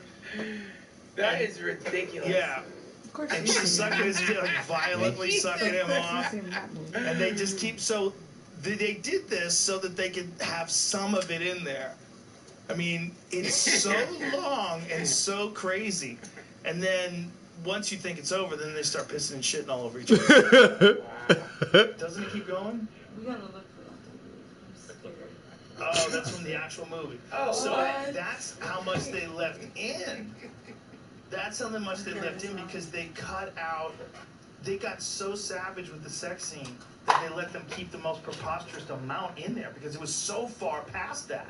They just tricked them. They used like sleight of hand. Dude, that must have Yo, been Team so America funny filming that.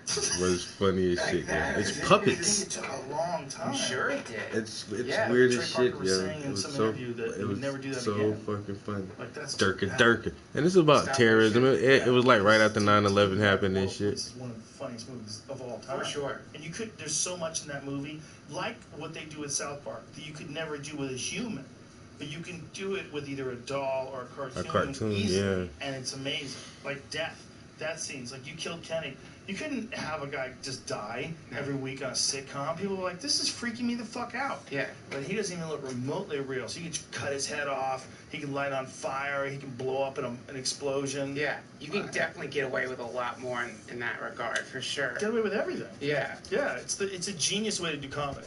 I don't know. I mean, I like South Park is like eerie to me in their ability to quickly animate shit that maintains its relevance. Like, it's insane that they're able to do that. Like, that they've got it down to that level of like, oh shit, something happened in the world and we're gonna respond to it almost instantly. Not only that, they do it mockingly but accurately. Like they figure out how to ride that line. And what are you laughing at? I just saw a scene I've never seen before from it. I'm looking through the Let's see it. I thought it was fan made, but it's not. It's like this is Meryl Streep and this is Ben Affleck. Yeah, he's just like a the talking Ben hand. Affleck is just a hand. They made Matt Damon and Ben Affleck really fucking dumb in that movie, right? Oh yeah, I'm Matt Damon. Yeah. That was rude. Matt Damon's actually very smart. That's so rude. But it doesn't matter. They can just do that. Yeah. They can do anything. Yeah.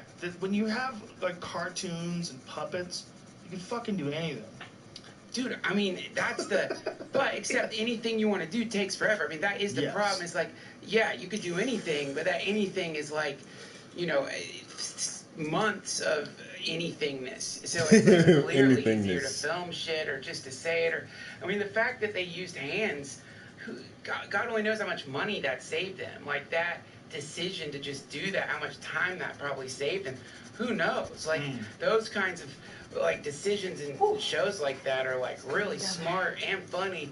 Yeah, animation is, like... But this and this are good now? It is spellbinding. It is. He's eating her ass. It's longer. It's not much different, to be honest with you, though. No, but there's the shit in the piss I thought scene. so, but it's not coming up on here. What? Oh, there it is. Wait, go back. There it is. She drops a log in his face. There it is. Perfect. And then I think she pisses on him too, right? Actually, right before that. Oh, he pisses on her, and then she shits in his face. How many people do you think do that? If you look at the whole population, like the entire population, like a little light went off every time someone was shitting on someone's head. How many times that happened? I bet you could fucking light up a small town.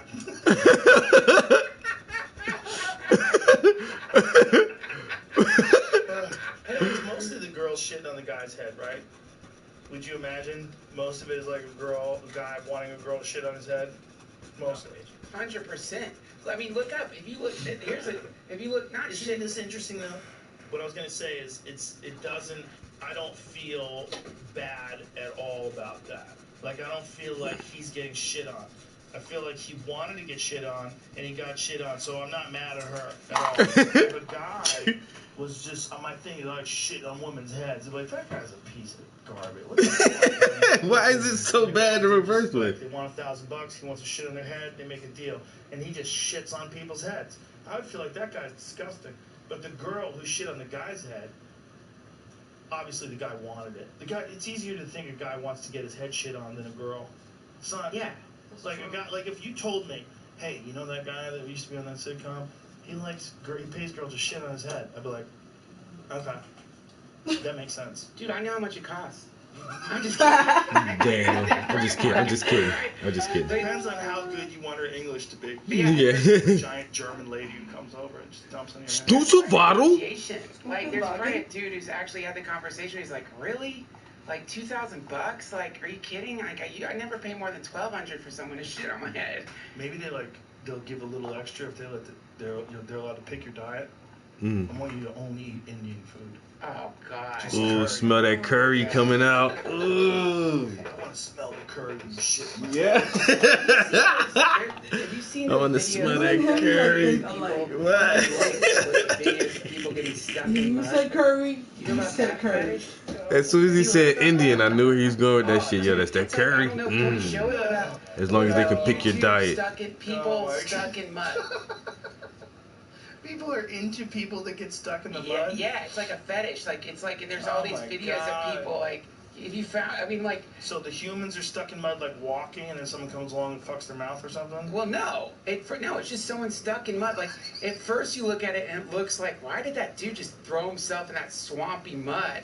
And then he gets out of the mud, or they'll start just like wiggling around in the mud, and like, yeah, it's oh my God, crazy. Yo, there's a fetish for everything, yeah.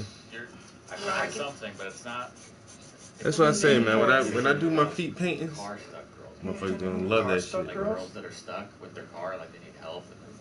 There are a lot of people think that shit weird. Oh, you want to paint feet? You want to paint feet? Yes, trust me. Somebody's in a shot with a bikini. Their feet is in there, right? Standing there with their hood up. The guy Just runs out. feet. Hey, We're just not doing the whole body. We're just doing one part. It's of on the body. YouTube. Yeah, Oh, sorry, man. I thought you were looking in like porn. I don't even know if it's on porn. I typed in stuck in mud fetish videos, and then there's a lot of like car forums, like what's up with all these girls getting stuck in the mud? Yeah, that's the most I heard Jamie talk in a long time. Like, I hate that they don't let Jamie say it as much. Yeah, like a BMW getting stuck. The one I've seen is mostly primarily dudes. Like it's like guys get stuck in the mud, and then other guys get. No, there's no other guy. It's just like a guy like the La Brea Tar Pits. Yes. It's just that, but with a guy with abs. Oh my He's God. like, he's not yelling. They're just like, like they're just stuck in mud. Oh, weird. Yeah. People are so strange. That fetish is a really interesting one. But I think you're kind of lucky if that's your fetish. Yeah, That's all I like. I just like seeing people climb out of mud. It gets me off. No, unless you pay Why? somebody You to know, get it's stuck like in mud and like they it's sink dirty, into quicksand or something. and it makes you work really hard. Are they fantasizing about themselves being stuck in mud? You gotta wash immediately because it's sticky. And Don't let it get sticky now. don't let it get sticky. That's what I don't like. And mud, you can't breathe it. So what if it gets in your mouth a little bit? Ooh. I don't know if this is one. This is 130,000 views, and it says what you. Blonde girl gets stuck in very sticky mud. Very sticky mud. Like, it's not like they're trying to It's get all out. sticky and dirty. She looks like the kind of girl that would just give up. Like, I don't think she's that stuck.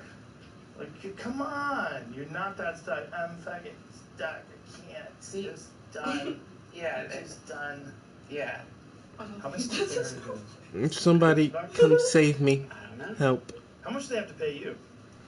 How much do they pay me for my mud No, videos? if you wanted to do a mud video, they want you to do a mud video like that. Free. Free. I'll do it for free. Just give me a good patch of mud. I'll go in it. Good patch of mud. A cute Asian girl, Chinese girl gets stuck in mud with cute sneakers. Oh no, she's got cute sneakers. With cute sneakers and she's stuck in the mud. No! She got her cute Asian sneakers These are great, stuck in the mud. These are great, Jamie. Now he done got Jamie on his new. Now Jamie's gonna go home that evening and be like, stuck in the mud videos. Maybe it's like an Like you done made him. Maybe maybe it's not even like. You done got him hooked on some other shit now. Jamie's like, no, first I was only just finding like car videos, people stuck in the mud, but ooh, Asian girl with nice sneakers. They're all watching it so crazy. Look at Joe Rogan's face. Imagine this is your whole life. Your whole life You like just. go on the forums. Yeah, guys, that'd any be- new squishy feet in the mud video. Yeah, that's really weird, Joe. So I figured out how to make the mud even stickier, right? If you put a little bit of cement in there Why? Here's a real question. and some sand. Why is that so Now, let's strange? change the But color like this someone time. who collects stamps. That's Glow in the dark Right. mud. some guy who loves. Oh, Right there's your He's answer. dressed up like a Nazi, All the way down. and he goes all the way to his fucking head. Still smoking too. It's like He's still quicksand. smoking a Quicksand, cigarette. is that what that Yeah, is? this is a whole playlist of mass mud and quicksand. You remember when Mass people were mud terrified of and quicksand. and then it stopped being a thing? Now this. Now it's just There's a like, whole I'm gonna radio play around in podcast quicksand. about that. It's really interesting because you hear the podcast, you go, "Oh yeah, I remember." Like people were scared of quicksand, and then all of a sudden it went away. I forget what the reasoning is. Well, when we were kids, that was like one of the ways you could die. Is quicksand. Quicksand, Sometimes yeah, it's like- if you're out in the woods and there was a suspicious patch, you might even poke it with a stick because it's like, fuck, that was a whole trope in like old movies. Yeah. You know, like Tarzan stuck in the quicksand, or you're in the quicksand, and then someone throws a vine that you pull yourself out. That's in like 80 different movies. What are you supposed to do if you were really in quicksand? You're supposed to treat it like it's water and swim, right? There's videos on No? it. Jamie says no. Go. Jamie, you a quicksand husband? No, there's videos on it. I was gonna say I've seen one So recently. if you What end are you up stuck supposed in to do? quicksand, the best thing to do is if your phone isn't fucked up, set it up to take a video, and then send that video to ilovemudboys@gmail.com. What the fuck? I will come to you. I love mud boys. Trust me, it seems like I won't get to you, but I will come After to I you. come on you, I'll get you I'll out of the pull mud. you out. I thought coming up for you. I think you fall back. You have a service. You get people out of the mud, and you give them $1,200, but you got to jerk off on their face while they're trying to get out of the mud. Yeah. You go out there with like big mud shoes, like snowshoes, but only for mud. What the fuck are you coming up with? All right, we're good. Deal's a deal. Deal's a deal. To a rope and hitch it to your winch and drag them out of the swamp. Think of the bad And luck. you give them money though. Give them $1,200. Here's $1,200. Thank you. But to me, Thank that's you. like that would be a great scene. Is like if somebody does get stuck in quicksand, and someone like they see boots, and they're like, "Thank God, thank God." And it is like a mud fetishist who's like, you know, like, "No, I'll get to you. Don't worry. I'm gonna save you, but just, you know, enjoy it for a Dude, second." what about this? What if the fucking the real mud fetishists, they set up traps, so they made their own. So they make it so people get cut in the mud. Deep, and use some real silty, very fine sort of sand. And then you slide right So in. you slide right into this mud. And they've got like a little camera trap that sends a text to their phone, says, "Oh, we got one," and then they start chewing on Viagra and start getting. What the fuck? Or like a spider. You It catches fall- something in its nut. But you kind of fall in love with him, you know, and then you start dating them, and then like, but then you know, like all of a sudden you realize like everyone they've dated they've saved from quicksand, and you begin to realize like, oh shit, they're doing it on purpose. You go into, you're looking for something like, does he have a flashlight? Let's find some, go through stuff here, look for a flashlight. You find schematics for how to build the perfect sand. The sand pit trap. You motherfucker, you tricked me. Dude. Shows the water, where the water's coming in to make the quicksand. You know, like, you need this amount of water to capture a 200-pound man. Like there's metrics based on weight. That's what he likes. He wants to get like big, burly, like fireman type dudes up in their hair. That's what Jerk up in their hair. They're trapped. He knows, maybe like he knows calls for specific types of people. Like he knows what'll draw Like a men. turkey call. I'm about to go play some video games. Yeah. That's dude. Have you ever done one of those? Like, have you ever gone to a spa and in there like, and fuck it, I'm gonna do like, I'm gonna get a massage. But then you see in their catalog, they've got a mud dip that you can go into that's somehow healthy for you. Like, you know what I mean? Like it's considered like a healthy thing. You laying it up to your head. It's like, you know what I'm talking about, man? Like it's like Yes, I mud do. spas. Yeah. Have you ever done one of those? No, I have not. They're fucking awful. Amazing. Awful. Dude, I went in there because like we, you know, I was with I brought a girl over to my girlfriend at the spa, and they made it look all romantic and shit. It's like a couple's mud dip, and like, you know, there's like flowers in between them and stuff, and you see it in the picture, and it looks somehow relaxing. Your brain parties like, how's that gonna feel good? Like it's like just sitting in mud, but it looks kind of cool, and you know, I love getting stoned and getting massages. Like it might be fun when you're high to just be in mud. We got in these fucking things. They're like next to each other. And like, dude, like, yeah, they don't. Number one, they don't. That's so stupid. That was like it. They somehow they make it. Whoever's doing this shit is try like see if you can make them think this is a normal thing for a couple to do. And then also you realize they don't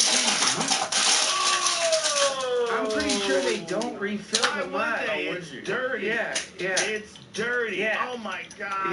Yeah. So the culture that came out of some dude's balls is all like mingling with your cultures and all that's like breeding in the mud. Yeah, What? exactly, dude. And not only that, but like the ones that we were in, I don't know if they heated it wrong or whatever, but anytime my ass touched like close to the bottom, it was burning my ass. So it was like